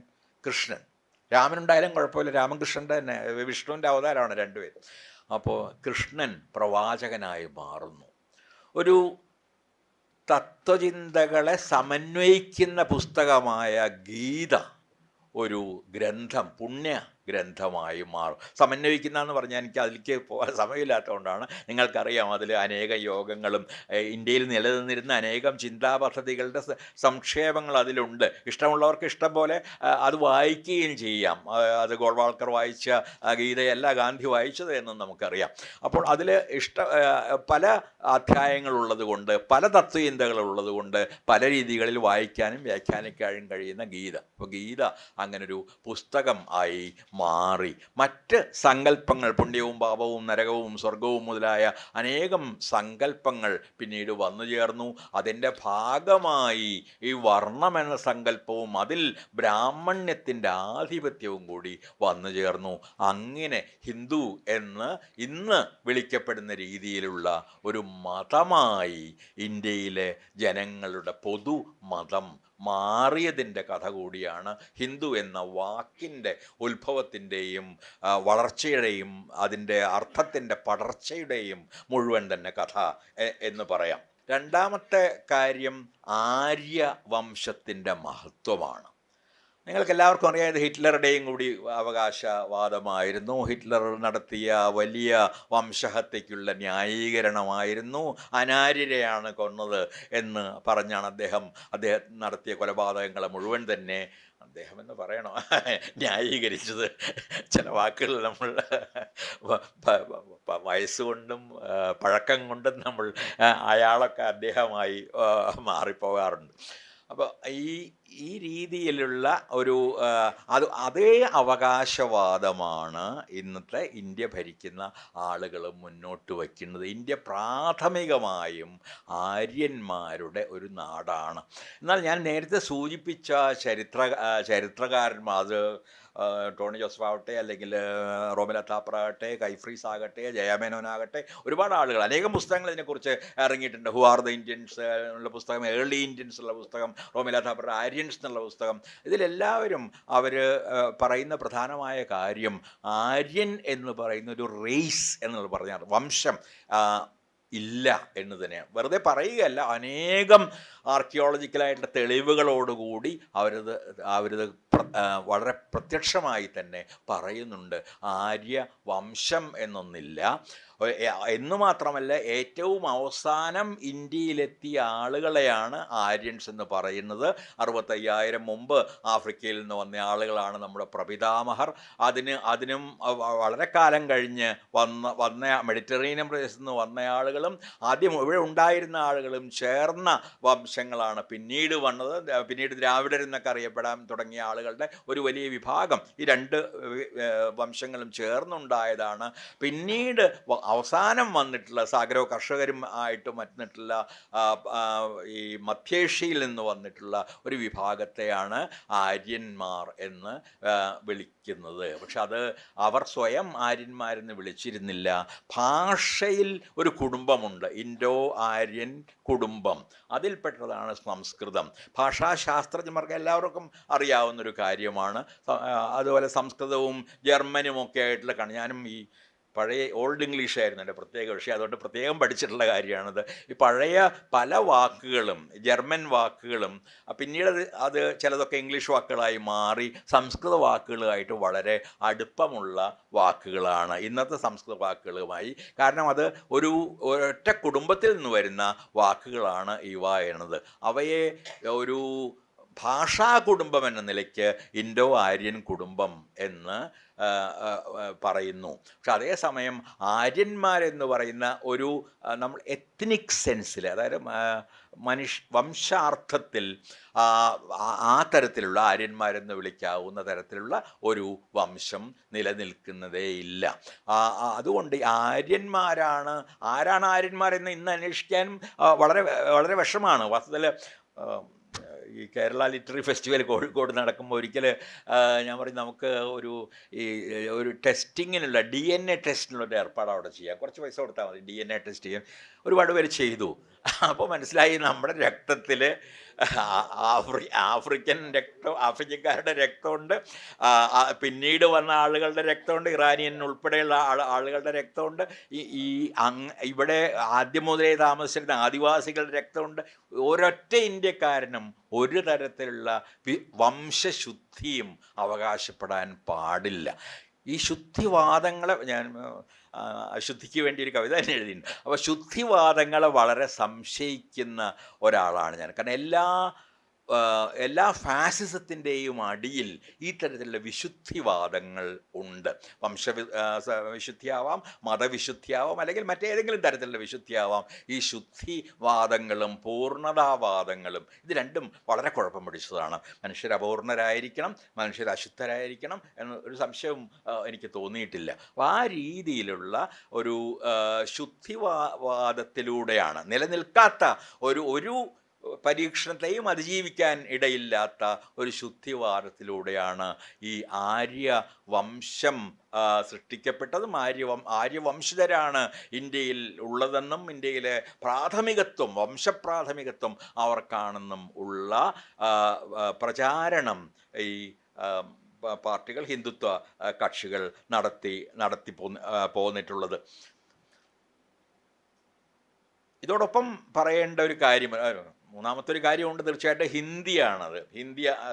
ഇത് ശരിക്കും പറഞ്ഞാൽ ഹിന്ദു, ആര്യൻ, ഹിന്ദി എന്നുള്ളതാണ് മൂന്ന് പ്രധാനപ്പെട്ട മുദ്രാവാക്യം. ഹിന്ദി എന്ന മുദ്രാവാക്യം വിന്ധ്യൻ കടന്നാൽ അവർ പറയില്ലെന്ന് മാത്രമേ ഉള്ളൂ. പക്ഷേ പ്രാഥമികമായും ഹിന്ദിയാണ് ഇന്ത്യക്കാരുടെ ഭാഷ എന്ന് വിചാരിക്കുന്നുണ്ട്. ഹിന്ദി എന്നൊരു ഭാഷയുണ്ടോ? ഹിന്ദു ഇല്ല, ആര്യനില്ല, ഹിന്ദി എന്നൊരു ഭാഷയുണ്ടോ? വടക്കിന്ത്യയിൽ വളരെ കാലം ജീവിക്കുകയും സഞ്ചരിക്കുകയും ചെയ്ത ഒരാളെന്ന നിലയ്ക്ക് എനിക്കറിയാം. കാശിയിൽ പോയാൽ അവർ പറയും, നിങ്ങൾ സംസാരിക്കുന്ന ഭാഷ എന്താ? ബനാറസി. ബീഹാറിൽ പോയി ചോദിക്കും, നിങ്ങൾ സംസാരിക്കുന്ന ഭാഷ എന്താ? അത് ബീഹാറി. ഉത്തരാഖണ്ഡിൽ പോയാൽ അല്ലെങ്കിൽ അവർ പറയും ഉത്തരാഖണ്ഡിയാണെന്ന്, അല്ലെങ്കിൽ ബുന്ദേൽഖണ്ഡ് അവർ പറയും ബുന്ദേൽഖണ്ഡി ആണ് എന്ന് അവരുടെ ഭാഷ എന്ന്. എന്തിന്? രാജസ്ഥാനി എന്ന വളരെ വ്യത്യസ്തമായ ഭാഷയെപ്പോലും വിശാല ഹിന്ദിയുടെ ഭാഗമാക്കിക്കൊണ്ടാണ് ഹിന്ദി ഇന്ത്യയിലെ ഏറ്റവും വലിയ ഭാഷയാവുകയും നമ്മളെയൊക്കെ കുട്ടിക്കാലത്ത് നമ്മുടെ അറിവില്ലാത്ത അധ്യാപകർ എന്ന് പറയാൻ പാടില്ല, പക്ഷേ അന്ന് വേണ്ടത്ര അന്വേഷിച്ചിട്ടില്ലാത്ത അധ്യാപകർ ഹിന്ദിയാണ് നമ്മുടെ രാഷ്ട്രഭാഷ എന്ന് പഠിപ്പിച്ചതും. വാസ്തവത്തിൽ ഹിന്ദി നമ്മുടെ ഭരണഘടന പ്രകാരം പോലും നമ്മുടെ രാജ്ഭാഷ ആണ്. രാജ്ഭാഷ എന്ന് പറഞ്ഞാൽ ഒഫീഷ്യൽ ലാംഗ്വേജ് എന്നാണ് അർത്ഥം. ഹിന്ദിയും ഇംഗ്ലീഷും ഒഫീഷ്യൽ ലാംഗ്വേജസായി ഭരണഘടന അംഗീകരിക്കുന്നുണ്ട്. ഹിന്ദി മാത്രമല്ല, ഹിന്ദിയും ഇംഗ്ലീഷും. പക്ഷേ നമ്മളെ പഠിപ്പിച്ചിരിക്കുന്ന വാക്ക് രാഷ്ട്രഭാഷ എന്ന് പറഞ്ഞാൽ നാഷണൽ ലാംഗ്വേജ് എന്നാണ്. അങ്ങനൊരു ഭാഷയില്ല. നമുക്ക് അനേകം ഭാഷകളുണ്ട്, അംഗീകരിക്കപ്പെട്ട 23 ഭാഷകളും അത് കൂടാതെ അനേകം ഭാഷകളും ഇന്ത്യയിൽ സംസാരിക്കപ്പെടുന്നുണ്ട്. ഇന്നത്തെ കണക്കനുസരിച്ച് ഏതാണ്ട് 600 ഭാഷകൾ ഇന്ത്യയിൽ ഉപയോഗിക്കപ്പെടുന്നുണ്ട്. 1800 ഭാഷകൾ ഉണ്ടായിരുന്നൊരു കാലമുണ്ടായിരുന്നു. പല ഭാഷകളും ഇല്ലാതായി. ചിലപ്പോഴൊക്കെ ഒരാൾ മരിക്കുമ്പോൾ, സമീപകാലത്ത് ആൻഡമാൻസിൽ ഒരു സ്ത്രീ മരിച്ചതോടെ ഒരു ഭാഷയും മരിച്ചു. അവരുടെ കൂട്ടർ സംസാരിച്ചിരുന്നൊരു ഭാഷ. അങ്ങനെ ഭാഷകൾ മരിക്കുന്നു, അപ്പോഴും അനേകം ഭാഷകൾ നിലനിൽക്കുകയും ചെയ്യുന്നു. അതുകൊണ്ട് ഏതെങ്കിലും ഒരു ഭാഷ ഇന്ത്യക്കാരുടെ മുഴുവൻ ഭാഷയാണ് എന്ന് സങ്കല്പിക്കുന്നതിനോ പ്രചരിപ്പിക്കുന്നതിനോ പിന്നിൽ ഉള്ള ഏറ്റവും അപകടകരമായ കാര്യം, നാം സാധാരണ ഉപയോഗിച്ച് ഒരുപക്ഷെ ക്ലീശയായി മാറിയൊരു പദമുണ്ട്, ബഹുസ്വരത എന്ന്. പക്ഷേ ഇവിടെ ഞാനത് വളരെ കൃത്യമായ അർത്ഥത്തിൽ തന്നെയാണ് ഉപയോഗിക്കുന്നത്. ആ ബഹുസ്വരതയെ ഇല്ലാതാക്കുക എന്നതാണ്. ഇന്ത്യ അനേകം ശബ്ദങ്ങളിൽ, അനേകം നാവുകൾ കൊണ്ട് സംസാരിക്കുന്ന, അനേകം രീതികളിൽ ചിന്തിക്കുന്ന, അനേകം രീതികളിൽ യാഥാർത്ഥ്യത്തെ സമീപിക്കുന്ന, ചരിത്രത്തെ സമീപിക്കുന്ന മനുഷ്യരുടെ ഒരു വലിയ വിശാലമായ രാഷ്ട്രമാണ്.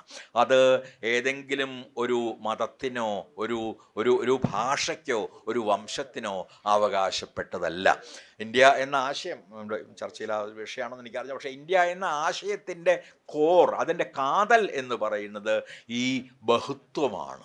അനേകം കേരളത്തിൽ തന്നെ സഞ്ചരിച്ചാൽ മതി. ഞാൻ അക്കാദമിയിൽ വന്നിട്ട് ആദ്യം ചെയ്തൊരു കാര്യം ഒരു ബഹുഭാഷാ സമ്മേളനം നടത്തിയായിരുന്നു. ആളുകൾ ചോദിച്ചു, ബഹുഭാഷാ സമ്മേളനം കേരളത്തിലോ? മലയാളം കേരളീയരുടെ മാതൃഭാഷയല്ലേ?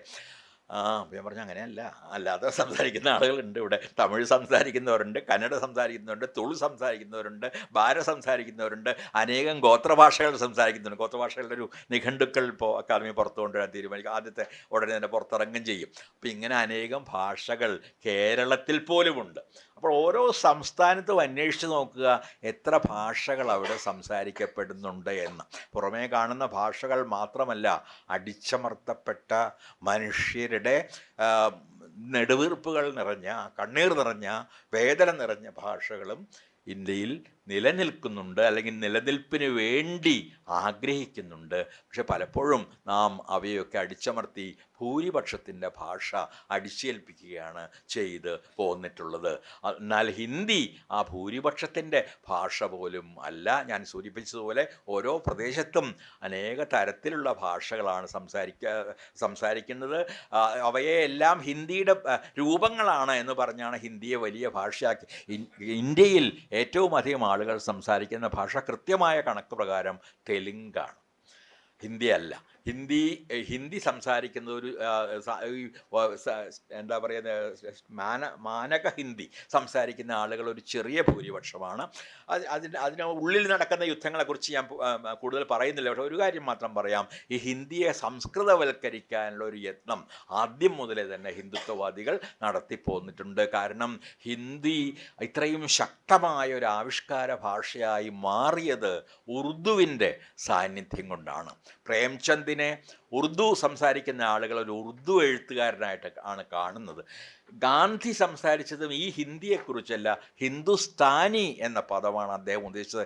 ഹിന്ദുസ്ഥാനി എന്ന് പറയുമ്പോൾ ഹിന്ദിയല്ല, ഹിന്ദിയും ഉറുദുവും കാരണം അദ്ദേഹം അതൊരു മതമൈത്രിയുടെ കൂടി, നമ്മൾ അതിൻ്റെ ഒരു വേദിയിലാണ് നിൽക്കുന്നത്, മതമൈത്രിയുടെ കൂടി പ്രതീകമായി കണ്ടു. ഈ സംസ്കൃതവുമായി ബന്ധപ്പെട്ട ഹിന്ദിയും ഉറുദുവും, അധികവും ഇസ്ലാം ജനത സംസാരിക്കുന്ന ഉറുദുവും വളരെ ഒന്നിച്ചു വരുന്നൊരു ഭാഷയാണ് നമുക്ക് വേണ്ടത് എന്ന് മതമൈത്രിയിൽ വിശ്വസിച്ചതുപോലെ തന്നെ അദ്ദേഹം കരുതുകയും അത് പറയുകയും ചെയ്തു. അപ്പോൾ ഈ ഉറുദു വാക്കുകളെ ക്രമേണ ഇല്ലാതാക്കാൻ, ഉറുദുവൈസ് ഒരു വാക്ക് സാധ്യമാണെങ്കിൽ അത് നിരുർദുവൽക്കരിക്കുക ഒരു വാക്കുണ്ടാക്കട്ടെ. അപ്പോൾ അങ്ങനെ ആക്കുകയും സംസ്കൃതവൽക്കരിക്കുകയും ചെയ്തുകൊണ്ടാണ് ഈ ഹിന്ദിയെ മാറ്റിയെടുക്കുകയും അത് ഹിന്ദുക്കളുടെ മാത്രം ഭാഷയാക്കി മാറ്റുകയും ചെയ്യുന്നത്. ഇന്ത്യയെ ഹിന്ദുക്കളുടെ മാത്രം രാജ്യമാക്കി മാറ്റാനുള്ള ഭീകരമായൊരു ഗൂഢാലോചനയുടെ ഒരു ഭാഗം തന്നെയാണ് ഹിന്ദിയെ ഒരു സംസ്കൃതവുമായി ബന്ധപ്പെട്ട ഭാഷയായി മാറ്റാനുള്ള ഈ ശ്രമവും അതിൽ നിന്ന് ഉറുദു വാക്കുകൾ എടുത്തു കളയാനുള്ള ശ്രമവും. അപ്പോൾ ഹിന്ദു, ആര്യൻ, ഹിന്ദി, ഞാൻ അതിൻ്റെ ദീർഘചരിത്രത്തിൽ ഒന്നും പോയിട്ടില്ല. കാരണം ഹിന്ദു മഹാസഭയുടെ സ്ഥാപനം തൊട്ടുള്ള 1914 തൊട്ടുള്ള ചരിത്രങ്ങളുണ്ട്, RSSൻ്റെ സ്ഥാപനമുണ്ട്, എഡ്ഗവാറിൻ്റെ വരവുണ്ട്, സവർക്കർ വന്നതോടുകൂടി ഹിന്ദു മഹാസഭയ്ക്കൊരു ഒരു വർഗീയ ചായ്വ് വരുന്നുണ്ട്. അത് ആ ഭയമാണ് പിന്നീട് പാകിസ്ഥാൻ, ഇതൊന്നും ആളുകൾ വിശ്വസിക്കില്ല, മുസ്ലിങ്ങളാണ് പാകിസ്ഥാൻ സൃഷ്ടിച്ചതെന്നാണ് പൊതുവെയുള്ള വിശ്വാസം, അല്ലെങ്കിൽ പ്രചരിപ്പിക്കപ്പെടുന്ന ഒരു വിശ്വാസം. പക്ഷേ നമുക്ക് ചരിത്രം പഠിക്കുന്ന ആർക്കും അറിയാം, ഈ ഹിന്ദു മഹാസഭയുടെ പ്രവർത്തനങ്ങളും അവരുടെ ആവർത്തിച്ചുള്ള മുദ്രാവാക്യവും സ്വതന്ത്ര ഇന്ത്യ ഹിന്ദുക്കളുടേതായിരിക്കും എന്നുള്ള ആവർത്തിച്ചുള്ള മുദ്രാവാക്യവും മുസ്ലിങ്ങൾക്കിടയിൽ വലിയ ഭയം സൃഷ്ടിച്ചു. സ്വതന്ത്ര ഇന്ത്യ നമ്മുടേതാവില്ലയോ എന്ന ഭയം. പക്ഷെ ആ ഭയം മാത്രമായിരുന്നില്ല കാരണം, അത് മുതലെടുക്കാൻ ഒരു തരത്തിലും മുസ്ലിം എന്ന് വിളിക്കാൻ കഴിയാത്ത ജിന്ന മുന്നോട്ട് വരികയും തൻ്റെ അധികാരമോഹത്തിന് വേണ്ടി ആ ചെറിയ മിക്കവാറും നിശബ്ദമായിരുന്ന പ്രതിഷേധത്തെ മുതലെടുക്കുകയും അതിൻ്റെ ഒരു മൈക്രോഫോൺ കൊടുത്ത് അതിന് ശബ്ദം വർദ്ധിപ്പിക്കുകയും ഒക്കെ തന്നെ ചെയ്തു. ആ ഭയത്തിൽ നിന്നാണ് ഇന്ത്യ വിഭജനത്തിൻ്റെ ആരംഭം. തീർച്ചയായും അത് പിന്നീട് വളരെ രക്തഭംഗിലമായ ലഹളകൾക്ക് കാരണമായ കാര്യമൊക്കെ നമുക്കറിയാം. നമ്മൾ നവഖലി മറന്നിട്ടില്ല, നമ്മൾ അഭയാർത്ഥി പ്രവാഹങ്ങൾ, അങ്ങോട്ടും ഇങ്ങോട്ടുമുള്ള അഭയാർത്ഥി പ്രവാഹങ്ങൾ മറന്നിട്ടില്ല. അവരുടെ പിന്തുടർച്ചക്കാരിലേക്ക് കുത്തിവെക്കപ്പെട്ട ചരിത്രത്തിൻ്റെ സവിശേഷതകൾ ഒരുപക്ഷെ നാം അറിഞ്ഞിട്ടില്ലെങ്കിൽ നാം അറിയേണ്ടതുണ്ട്. അവരോടൊക്കെ പറഞ്ഞത്, അവരുടെ പിതാക്കൾ പറഞ്ഞത്, ഞങ്ങൾ പാകിസ്ഥാനിൽ ഞങ്ങൾക്ക് ഓടിപ്പോരേണ്ടി വന്നു, ഇന്ത്യയിൽ ഞങ്ങൾക്ക് ഓടിപ്പോകേണ്ടി വന്നു, അതുകൊണ്ട് അവർ നമ്മുടെ ശത്രുക്കളാണ്. ഈ ഒരു രണ്ട് ഭാഗത്തുമുണ്ട് ഈ ഈ വിദ്യാഭ്യാസം. നമ്മുടെ ശത്രുക്കളാണ് എന്ന് പറഞ്ഞ് പഠിപ്പിച്ച് ക്രമേണ ഈ ഒരു അപരവൽക്കരണം, ഇസ്ലാമിൻ്റെ അപരവൽക്കരണം ഇവിടെയും മറ്റു മതങ്ങളുടെ അപരവൽക്കരണം പാകിസ്ഥാനിലും ഒരേപോലെ നടന്നു എന്നതാണ് സത്യം. അതുകൊണ്ട് ഈ അപരവൽക്കരണത്തെ ചെറുക്കണമെങ്കിൽ നാം ഇന്ത്യയുടെ ഒരു നമ്മൾ സിൻക്രറ്റിക് എന്ന് പറയും, അതായത് പല തരത്തിലുള്ള മതങ്ങളൊക്കെ ചേർന്നിട്ടുള്ള ഒരു ഉത്ഗ്രഥന പാരമ്പര്യം എന്ന് വേണമെങ്കിൽ പറയാം. ഒരു ഉത്ഗ്രഥനത്തിൻ്റെ പാരമ്പര്യം നാം വീണ്ടെടുക്കേണ്ടതുണ്ട്. അങ്ങനെ ഒരു പാരമ്പര്യം നമുക്കുണ്ട്. അത് അനേകം ഉദാഹരണങ്ങളുണ്ട്. ഗുരു നാനാക്കിൻ്റെ ഗ്രന്ഥസാഹിബ് നമുക്കറിയാവുന്നതുപോലെ എല്ലാ മതങ്ങളുടെയും ഉത്തമ തത്വങ്ങളെ സ്വാംശീകരിക്കുന്ന ഒന്നാണ്. പുസ്തകത്തെ ആരാധിക്കുന്ന ഒരുപക്ഷെ ഒരേ ഒരു മതമാണ്. പുസ്തകങ്ങളെല്ലാ മതങ്ങൾക്കും ഉണ്ടെങ്കിൽ പോലും പുസ്തകത്തെ ആരാധനാ പാത്രമാക്കുന്ന ഒരു മതമാണ് നാനാക്കിൻ്റെ മതം. എല്ലാ മതങ്ങളിലെയും സ്നേഹവും കാരുണ്യവും ദയയും എല്ലാ രീതിയിലുമുള്ള മൂല്യങ്ങളെ സ്വാംശീകരിക്കുന്ന ഒരു മതമാണ് നാനാക്ക് സൃഷ്ടിച്ചത്. അത്തരമൊരു മതം അക്ബർ സ്വപ്നം കണ്ടിരുന്നു എന്ന് നമുക്ക് എല്ലാവർക്കും അറിയാം. ദീൻ ഇലാഹി എന്ന് പറയുന്ന കാരുണ്യത്തിൻ്റെതായ ഒരു മതം അക്ബറും സ്വപ്നം കാണുകയെങ്കിലും ചെയ്തിരുന്നു. ഞാൻ ദർഗകളിൽ ധാരാളമായി പോകുന്നു. ഞാൻ ദർഗകളിൽ ആരാധിച്ചിട്ടുണ്ടെന്ന് പറഞ്ഞൂടാ, പക്ഷെ ധാരാളമായിട്ട് അവിടെ പാട്ടുകൾ കേൾക്കാൻ വേണ്ടി പോകും. അപ്പോൾ ഈ ദർഗകളെല്ലാം സൂഫി സ്ഥലങ്ങളെല്ലാം, അത് ഷാ ഷെരീഫ് ആയാലും ശരി, അല്ലെങ്കിൽ ഡൽഹിയിലെ നിസാമുദ്ദീനായാലും ശരി, അവിടെയൊക്കെ ഈ ദർഗകളിൽ ആരാധിക്കുന്നവർ മുസ്ലിങ്ങൾ മാത്രമല്ല, ആരാധിക്കുന്നവർ പോലും അതിൽ അവിടെ ഭണ്ഡാരത്തിൽ പണമിടുന്നവർ അല്ലെങ്കിൽ എന്തിനെങ്കിലും വേണ്ടി പ്രാർത്ഥിക്കുന്നവർ പല മതങ്ങളിൽപ്പെട്ട ആളുകളാണ് ദർഗകളുടെ ആരാധകർ. അത് ഒരു ഉദാഹരണമാണ്. നമ്മുടെ എവിടെ നിന്ന് വേണമെങ്കിൽ ഉദാഹരണങ്ങൾ എടുക്കാം. കുച്ചിപ്പുടി എന്ന് പറയുന്ന നൃത്തം, അത് പ്രധാനമായും കൃഷ്ണനെ ചുറ്റിപ്പറ്റിയാണ്. നിങ്ങൾക്കറിയാം, കുച്ചിപ്പുടി നൃത്തങ്ങൾ അത് കൃഷ്ണൻ്റെ ജീവിതവുമായിട്ടും കൃഷ്ണൻ്റെ രാധയുടെയും ജീവിതവുമായി ചുറ്റിപ്പറ്റി ഉള്ളതാണ്. അപ്പോൾ ആ കുച്ചിപ്പുടി എന്ന ഈ നൃത്തം വികസിപ്പിക്കാൻ വേണ്ടിയുള്ള ആ ഗ്രാമം സ്ഥാപിച്ചത് ഇബ്രാഹിം കുത്തുബ് ഷാ എന്ന് പറയുന്ന ഒരു മുസ്ലിം രാജാവാണ്. ഈ കുച്ചിപ്പുടിക്ക് ഏറ്റവും അധികം പ്രോത്സാഹനം നൽകിയത്. അതുപോലെ ഇമാം ഷാ ബാബ മസ്ജിദ് എന്ന് പറയുന്ന മഹാരാഷ്ട്രയിലെ മസ്ജിദ് കാക്കുന്നത് ഹിന്ദുക്കളായ പട്ടേൽമാരാണ്. അല്ലെങ്കിൽ ഇത് ഞാൻ നേരിട്ട് കണ്ടിട്ടുള്ളതാണ്. രാജസ്ഥാനിലെ ഗോർഗാമോഹി ക്ഷേത്രം. ഈ ഗോർഗാമോഹി ക്ഷേത്രത്തിന് മുന്നിൽ ഒരു മാർബിൾ ഫലകത്തിൽ അറബി അക്ഷരങ്ങളിൽ എന്തോ എഴുതി വച്ചിരിക്കുന്നത് കണ്ട് ഞാൻ അവിടെ ഒരു സന്ദർശകനോട് ചോദിച്ചു, എന്താണ് എഴുതി വച്ചിരിക്കുന്നത്, നിങ്ങൾക്ക് അറബി വായിക്കാൻ അറിയാമോ? അദ്ദേഹം പറഞ്ഞു, ഇല്ല ഞാനത് വായിച്ചിട്ടില്ല, പക്ഷെ ഞാൻ ചോദിച്ചറിഞ്ഞിട്ടുണ്ട്, അള്ളാഹ്ക്ക് സ്തുതി എന്നാണ്. ക്ഷേത്രത്തിന് മുമ്പിൽ മാർബിളിൽ എഴുതി വെച്ചത്, അത് മുസ്ലിങ്ങൾ എഴുതി വെച്ചതല്ല, ആ ക്ഷേത്രം സ്ഥാപിച്ച ആളുകൾ തന്നെ എഴുതി വെച്ചൊരു കാര്യമാണ്. അതിനു മുമ്പിൽ അള്ളാഹ്ക്ക് സ്തുതി എന്ന വാചകം. ഇത് തന്നെയാണ്. നമ്മൾ ഇവിടെ നമുക്ക് ഗാന്ധിയിലേക്ക് പോകാം, സീതാരാമ ഗുരുവിലേക്ക് പോകാം, എല്ലാ മതവും ഒന്നാണെന്ന് പറഞ്ഞ അനേകം മഹത്തുക്കൾ, വലിയ വലിയ മനുഷ്യരുണ്ടായിരുന്ന, ചിന്തകരുണ്ടായിരുന്ന ഒരു നാടാണിത്.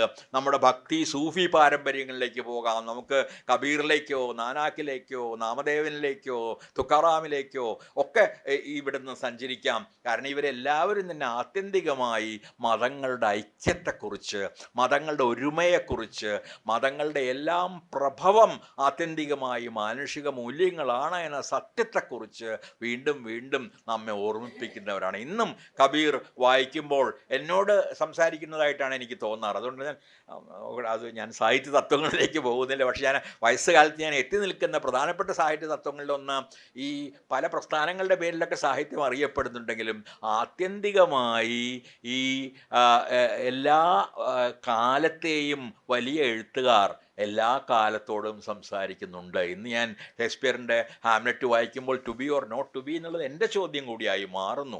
അല്ലെങ്കിൽ കബീറിൻ്റെ കവിത വായിക്കുമ്പോൾ നീ എന്തിനാണ് മെക്കയിലേക്ക് നോക്കി നിസ്കരിക്കുന്നത്, അല്ലെങ്കിൽ കാശിയിലേക്ക് നോക്കി നമസ്കരിക്കുന്നത്, നീ തന്നെ പറയുന്നു ദൈവം എല്ലായിടത്തും ഉണ്ടെന്ന്. ഇങ്ങനെ കബീർ പറയുമ്പോൾ ഇത് കബീർ അക്കാലത്തിന് വേണ്ടി മാത്രം പറഞ്ഞതല്ല, എല്ലാ കാലത്തിനും വേണ്ടി പറഞ്ഞതാണ്. ഈ തരത്തിലുള്ള അനേകം വരികളും കവിതകളും ഒക്കെ നമുക്ക് കണ്ടെത്താൻ കഴിയും. ഞാൻ എൻ്റെ കോവിഡ് കാലം ചെലവിട്ടത് നിങ്ങൾക്ക് ചിലർക്കറിയാം.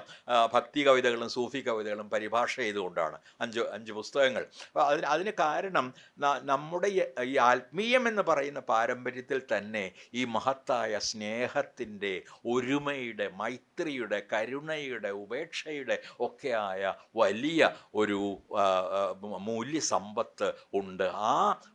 ആ മൂല്യത്തെ നമുക്ക് വീണ്ടെടുക്കാനായാൽ മതങ്ങളെ നമുക്ക് ആചാരപരമായ മതങ്ങളിൽ ആചാരങ്ങൾ ഞാൻ വേണമെന്നോ വേണ്ടെന്നൊന്നും പറയുന്നില്ല, പക്ഷേ അതിനപ്പുറം എവിടെ നിന്നാണ് ഈ മതങ്ങൾ ഉണ്ടായത് എന്ന ചോദ്യം ചോദിക്കുകയാണെങ്കിൽ മനുഷ്യരൊക്കെ ഒന്നാണ് എന്ന വിശ്വാസത്തിൽ നിന്ന് തന്നെയാണ്.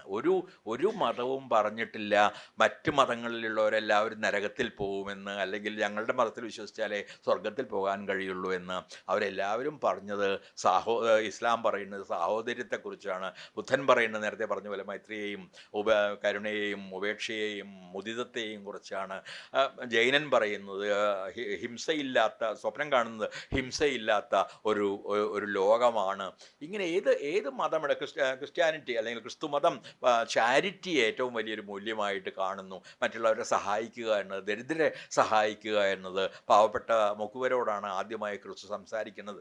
ഇങ്ങനെ ഏത് മതത്തിൻ്റെയും അടിയിലേക്ക് നാം പോവുകയാണെങ്കിൽ അവിടെ ഉണ്ടായിരുന്നത് മനുഷ്യ സ്നേഹമായിരുന്നുവെന്നും അവർ ചില മൂല്യങ്ങളെ സൃഷ്ടിക്കാനോ വീണ്ടെടുക്കാനോ ശ്രമിക്കുകയായിരുന്നുവെന്നും കാണാനും കഴിയും.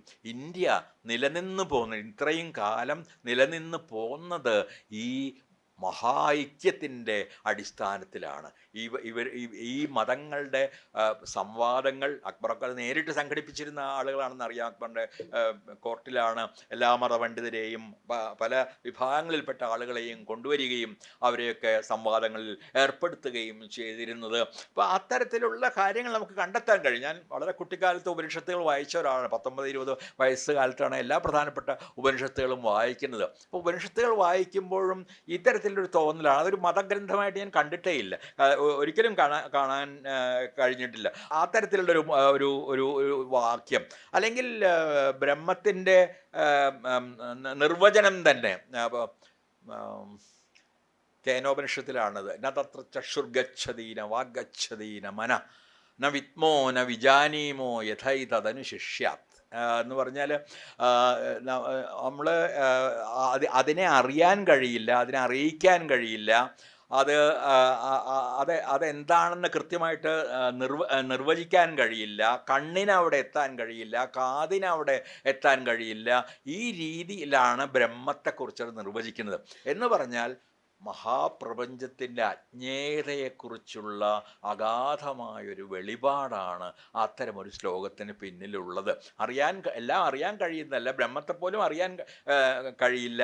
അതുകൊണ്ട് ഈ ബ്രഹ്മാണ്ഡം എന്ന് പലപ്പോഴും വിളിക്കപ്പെടാറുള്ള ഈ പ്രപഞ്ചത്തെയും മുഴുവനായി എത്ര ശാസ്ത്രം പുരോഗമിച്ചാലും നാം ഇപ്പോൾ തന്നെ ഈ സോളാർ സിസ്റ്റത്തിൻ്റെ, സൗരയൂഥത്തിൻ്റെ ഒരു ഭാഗത്തെ കണ്ടെത്തിയിട്ടുള്ളൂ. നമ്മൾ ജീവിക്കുന്നതാണെങ്കിൽ അതിൻ്റെ ഏതോ മൂലയ്ക്കുള്ളൊരു കൊച്ചു ഗ്രഹത്തിൽ നമ്മൾ നാളെ കാലാവസ്ഥാ വ്യതിയാനമൊക്കെ വന്ന് നശിച്ചു പോകാനിടയുള്ള ഒരു വംശം. അപ്പോൾ അവിടെ ഇരുന്ന് ആലോചിക്കുമ്പോൾ അറിയാം ഇനി എത്ര ഗ്രഹങ്ങളിരിക്കുന്നു ഇവിടെ തന്നെ, അതുപോലെ എത്ര ഗോളങ്ങൾ, എത്ര ഗലാക്സികൾ ഇരിക്കുന്നു. ഇതിനെ മുഴുവൻ നമുക്ക് എന്തെങ്കിലും അറിയാൻ കഴിയുമെന്ന് വിശ്വസിക്കുന്നത് ആണ് വാസ്തവത്തിൽ അന്ധവിശ്വാസം. അപ്പോൾ ഈ പ്രപഞ്ചത്തിൻ്റെ അജ്ഞേയതയെ, ഒരു വയസ്സം പറയുന്ന ഒരു കൂട്ടിയാൽ മതി, പക്ഷേ കുറക്കാലം ജീവിച്ചൊരു മനുഷ്യൻ പറയുന്നതാണ്. അപ്പോൾ ഈ പ്രപഞ്ചത്തിൻ്റെ അജ്ഞേയതയെ നമ്മൾക്ക് അംഗീകരിക്കേണ്ടതുണ്ട്. ഒരുപക്ഷെ എല്ലാ കാലത്തും ഒരു പക്ഷേ നമുക്ക് ഈ പ്രപഞ്ചത്തെ അതിൻ്റെ പൂർണ്ണതയിൽ മനസ്സിലാക്കാനും കഴിയും എന്ന് വരില്ല. ഞാൻ പലപ്പോഴും ഈ ഭക്തി കവികളെ പറ്റിയൊക്കെ പറയുന്നത്, ഭക്തിയെ തന്നെ ഞാൻ നിർവചിക്കുന്നത് ഈ തരത്തിലാണ്. ഈ പ്രപഞ്ചത്തിൻ്റെ ഈ വലിപ്പത്തിൻ്റെ മുമ്പിലുള്ള വിനയം, അതാണ് അതിപ്പോൾ അതിനൊരു വിഗ്രഹത്തിൻ്റെ മുമ്പിൽ പോയി കുമ്പിടുകയോ നമസ്കരിക്കുകയോ മണിയടിക്കുകയോ പൂജിക്കുകയോ ഒന്നും വേണ്ട. ഈ മഹാലോകത്തിൻ്റെ ഏതോ മൂലയ്ക്കലാണ് ഈ മനുഷ്യൻ ഇരിക്കുന്നത്. നാലപ്പാടിൻ്റെ കണ്ണീർത്തുള്ളിക്ക് പോലും ഉണ്ടായിരുന്ന ഈ അവയർനെസ്, ആ ഒരു ബോധമുണ്ടല്ലോ, ആ ബോധം എനിക്ക് തോന്നുന്നു വളരെ പ്രാഥമികമാണ് എന്ന്. ഞാനിവിടെ ഒരു മതപ്രസംഗം നടത്താൻ വന്നതല്ല, മതത്തിന് വേണ്ടിയുമല്ല ഞാൻ വാദിക്കുന്നത്. ഞാനൊരു കാലത്ത് മതത്തിൽ വിശ്വസിക്കുകയോ അമ്പലങ്ങളിൽ പോവുകയോ പള്ളികളിൽ പോവുകയോ ഒന്നും ചെയ്തില്ല, ആഘോഷങ്ങൾ പാട്ട് കേൾക്കാനൊക്കെ അല്ലാതെ. എന്നാൽ പോവാറുമുണ്ട്. ഇരിഞ്ഞാലക്കുട ക്രിസ്ത്യൻ പള്ളിയിൽ സ്ഥിരമായിട്ട് ഇടയ്ക്കിടയ്ക്ക് പോവും. ആഘോഷങ്ങൾ ഉണ്ടാകുമ്പോൾ ക്രിസ്തുവത്തിൻ്റെ നക്ഷത്രം തൂക്കും.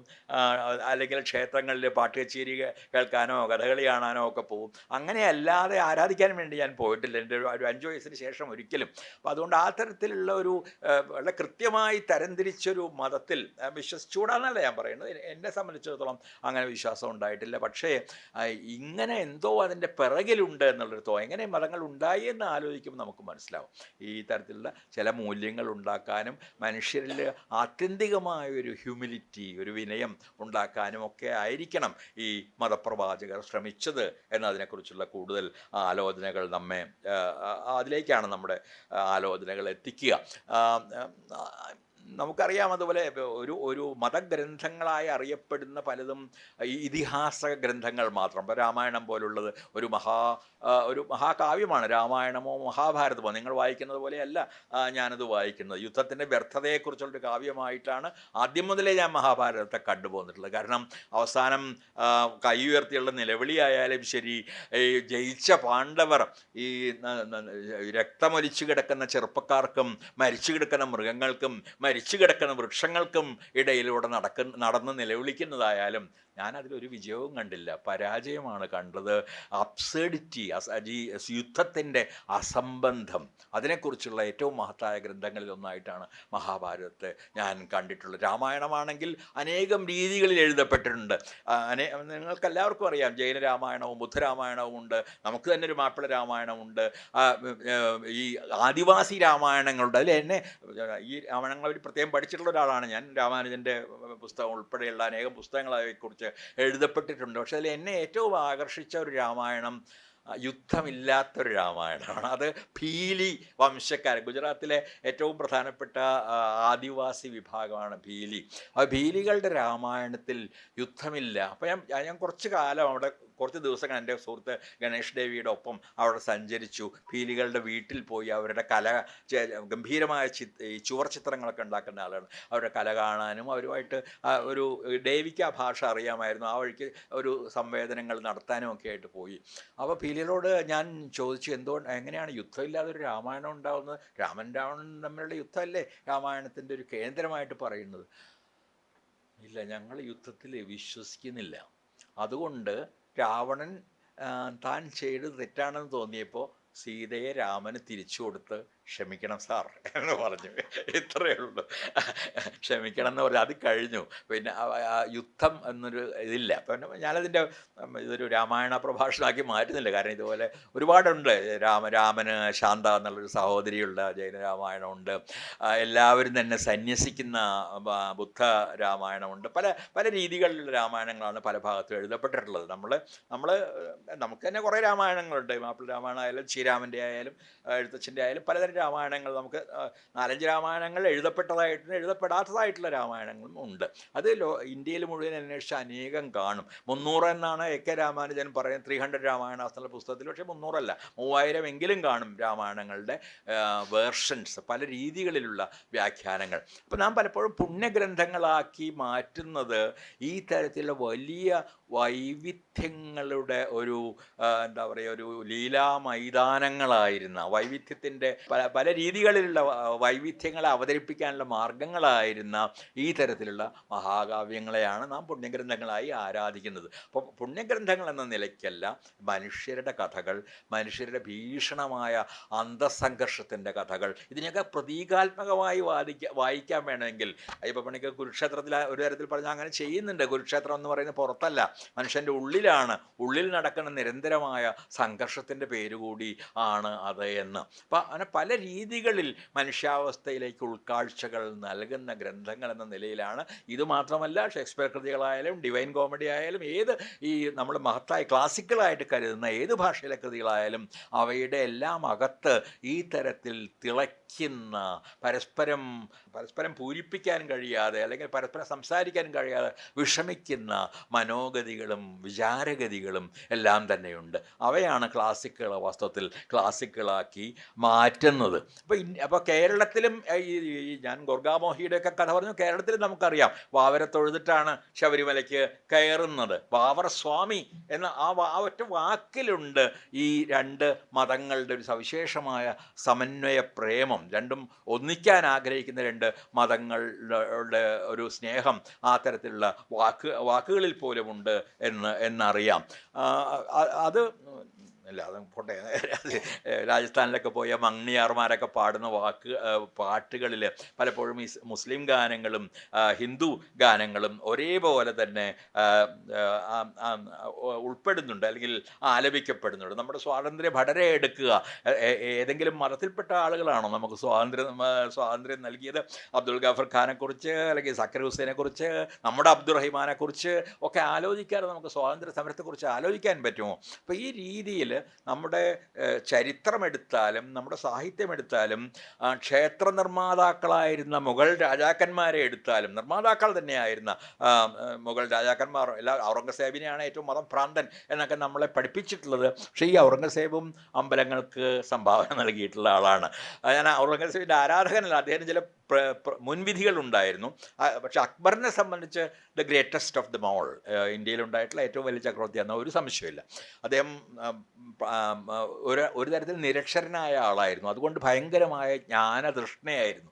അതിനുവേണ്ടി വിദ്വാൻമാരെ, എല്ലാ മതങ്ങളിലും പെട്ട ആളുകളെ കൊണ്ടുവരികയും അവരോട് അവരുടെ മതങ്ങളെക്കുറിച്ച് സംസാരിക്കാനും തർക്കത്തിലേർപ്പെടാനും പറയുകയും തൻ്റെ കീഴിലുള്ള പ്രദേശങ്ങളുടെ എല്ലാം തന്നെ വലിയ പാട്ടുകാരെ, ചിത്രകാരന്മാരെ, കവികളെ, എല്ലാ തരത്തിലുമുള്ള ഈ കലാകാരന്മാരെ പ്രോത്സാഹിപ്പിക്കുകയും ഒക്കെ ചെയ്ത ഒരു വളരെ മഹാനായ അക്ബർ ദ ഗ്രേറ്റ് എന്ന് പറയുന്ന ഒരു അതിശയോക്തിയും അതിലില്ല എന്ന് തന്നെയാണ് എനിക്ക് തോന്നുന്നത്. വില്യം ഡാർഡംബിൾ പറയുന്നുണ്ട് ലോകത്തുണ്ടായിട്ടുള്ള ഏറ്റവും വലിയ ചക്രവർത്തിയാണ് അക്ബർ എന്ന്.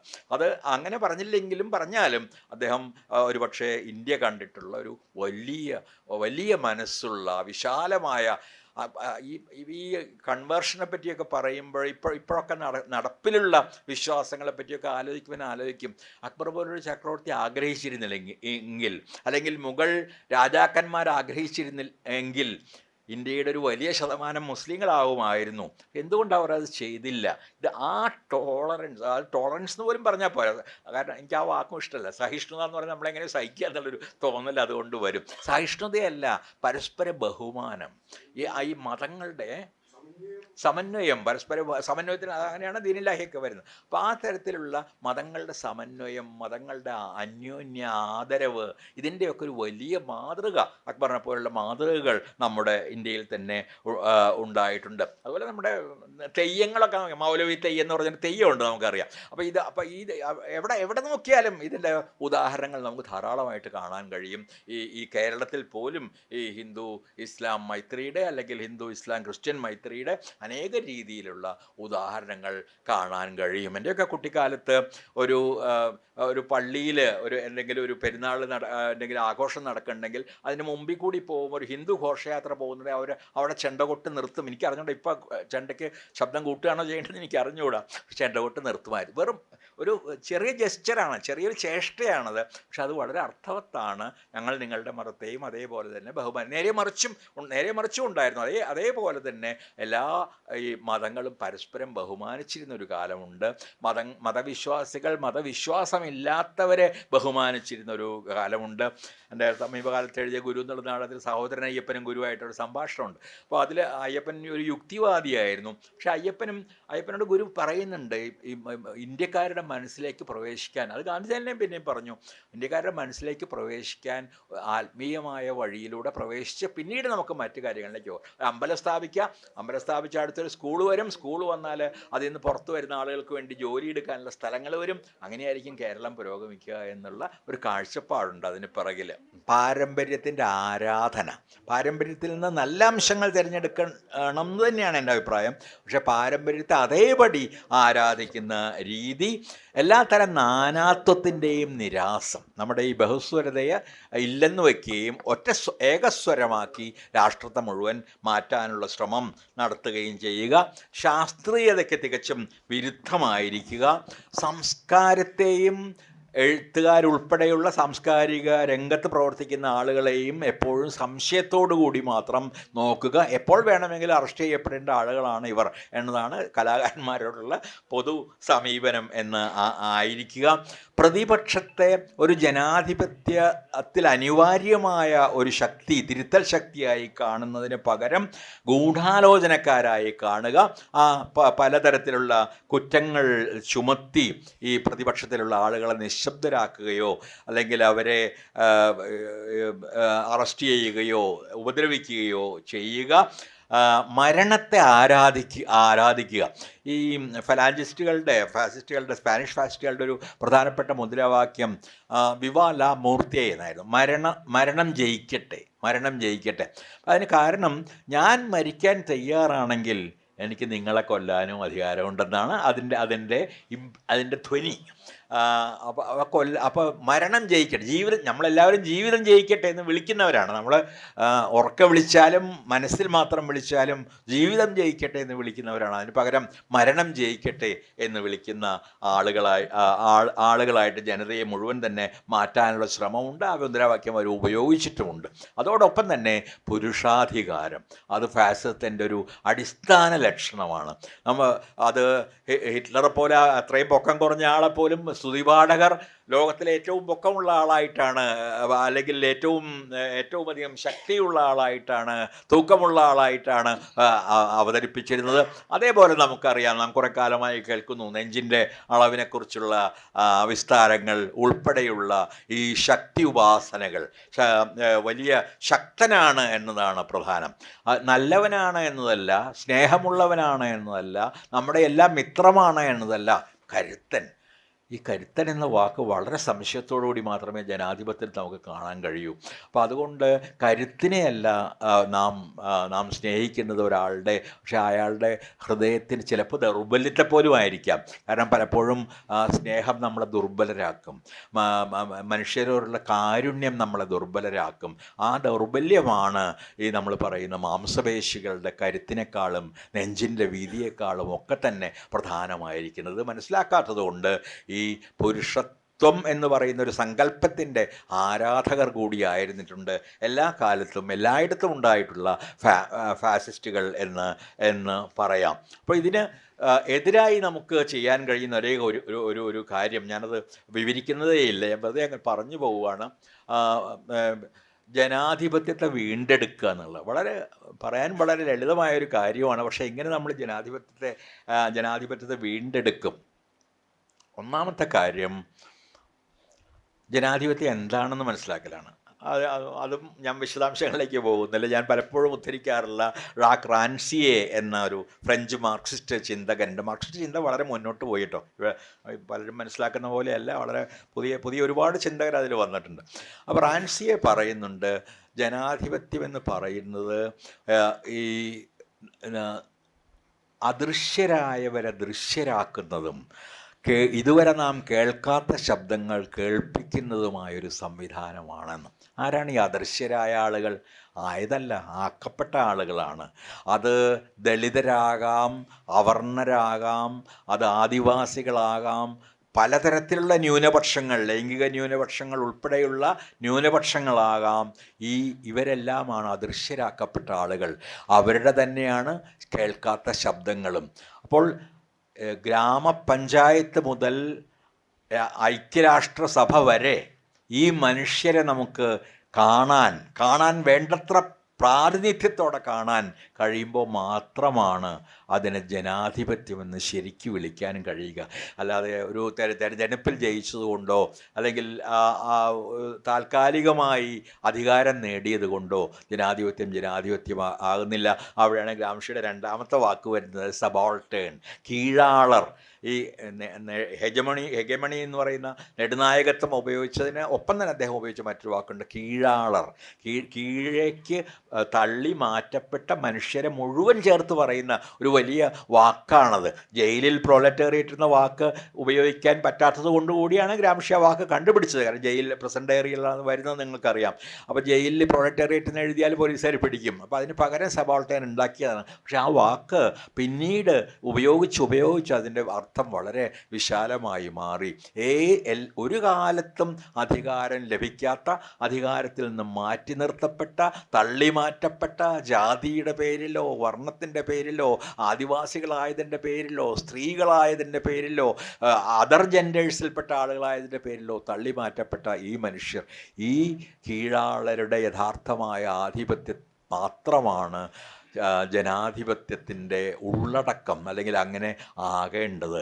അപ്പോൾ അതുകൊണ്ടാണ് ഇന്നത്തെ ഒരു ജനാധിപത്യ പ്രവർത്തകൻ അഥവാ പ്രവർത്തക, അല്ലെങ്കിൽ ഇതര ലിംഗങ്ങളിൽപ്പെട്ട ആളുകളായാലും അവർ എങ്ങനെയാണ് അത്തരത്തിലൊരു ജനാധിപത്യം സ്ഥാപിക്കാൻ കഴിയുക, അത്തരം ജനാധിപത്യത്തിലേക്ക് എങ്ങനെ നമുക്ക് നീങ്ങാൻ കഴിയും എന്ന ചോദ്യമാണ് ചോദിക്കേണ്ടത്. അതിനാദ്യം വേണ്ടത് ജനാധിപത്യത്തിലുള്ള യഥാർത്ഥമായ വിശ്വാസമാണ്. ഞങ്ങൾ ജനാധിപത്യത്തിൽ വിശ്വസിക്കുന്നു എന്ന് തൽക്കാലം അഭിനയിക്കുകയാണ്, നാളെ വിപ്ലവം വരും എന്ന് പറയുകയല്ല. ഞങ്ങൾ ജനാധിപത്യത്തിൽ വിശ്വസിക്കുന്നുവെന്ന് പറയുകയും ജനാധിപത്യത്തിൽ വിശ്വസിക്കുകയും ചെയ്യുകയാണ് വളരെ പ്രധാനമായ കാര്യം. ഈ പറഞ്ഞ തരത്തിലുള്ള ജനാധിപത്യത്തിൽ, ശരിക്കുള്ള അടിത്തട്ടിൽ നിന്നുള്ള ഈ ജനാധിപത്യത്തിൽ വിശ്വസിക്കുക എന്നുള്ളത് അതിൽ ഏറ്റവും പ്രാഥമികമായ കാര്യങ്ങളിലൊന്നാണ്. ഞാൻ അതിൻ്റെ വിശദാംശങ്ങളിലേക്കോ അതിനെതിരായിട്ടുണ്ടായിക്കൊണ്ടിരിക്കുന്ന നീക്കങ്ങളിലേക്കോ പുതിയ നിയമങ്ങളിലേക്കോ പുതിയ വിദ്യാഭ്യാസ പദ്ധതിയുടെ ഭീകരങ്ങളായ ഉള്ളടക്കങ്ങളിലേക്കോ ഒന്നും തന്നെ കടക്കുന്നില്ല. പക്ഷേ ജനാധിപത്യത്തിലുള്ള യഥാർത്ഥമായ വിശ്വാസം അതീവ പ്രധാനമാണ്. ചരിത്രം പഠിക്കുകയും പഠിപ്പിക്കുകയും ചെയ്യുക എന്നത് പ്രധാനമാണ്. ശരിയായ വസ്തുതാപരമായി ശരിയായ സ്ഥാപിക്കപ്പെട്ട തെളിവുകളുള്ള ചരിത്രം പഠിക്കുക, അത് പഠിപ്പിക്കാൻ ശ്രമിക്കുക. ചരിത്രത്തിൻ്റെ എല്ലാ വളച്ചൊടിക്കലുകളെയും നിരന്തരമായി എതിർത്തുകൊണ്ടിരിക്കുക എന്നത് പ്രധാനമാണ്. ആ ചരിത്രത്തെയാണ് ഈ പുതിയ വിദ്യാഭ്യാസ പദ്ധതി ഏറ്റവും ഭീകരമായ രീതിയിൽ വളച്ചൊടിക്കാൻ പോകുന്നതും മാറ്റാൻ പോകുന്നതും. അതുകൊണ്ട് അതിനെ നിരന്തരമായി എതിർത്തേ തീരൂ. മൂന്നാമത്, ജനാധിപത്യ സ്ഥാപനങ്ങളെ സംരക്ഷിക്കുക എന്നത്. നമ്മൾ ലിബറൽ എന്ന് പറയുന്ന സ്ഥാപനങ്ങളെ അതിനെ സംരക്ഷിക്കുക. കാരണം നമുക്കറിയാം, പൂനെയിലെ ഫിലിം ടെലിവിഷൻ ഇൻസ്റ്റിറ്റ്യൂട്ടിൽ നിന്നാണ് ആദ്യത്തെ ആക്രമണം ഈ ഫാസിസ്റ്റുകൾ ആരംഭിക്കുന്നത്. പിന്നെ ICHR എടുത്തെടുത്തു. ഇപ്പോൾ സാഹിത്യ അക്കാദമി ഉടനെ, കേന്ദ്ര സാഹിത്യ അക്കാദമി ഉടൻ തന്നെ അതിൻ്റെ ഒരു ആയുധമായി മാറും. അവിടുത്തെ ഇപ്പോഴത്തെ അവസാനത്തെ സെക്രട്ടറിയും ഇന്നലെ അദ്ദേഹത്തിൻ്റെ ടൈം കഴിഞ്ഞു, എൻ്റെ കൂടെ വർക്ക് ചെയ്തിരുന്ന ഒരാളാണ്.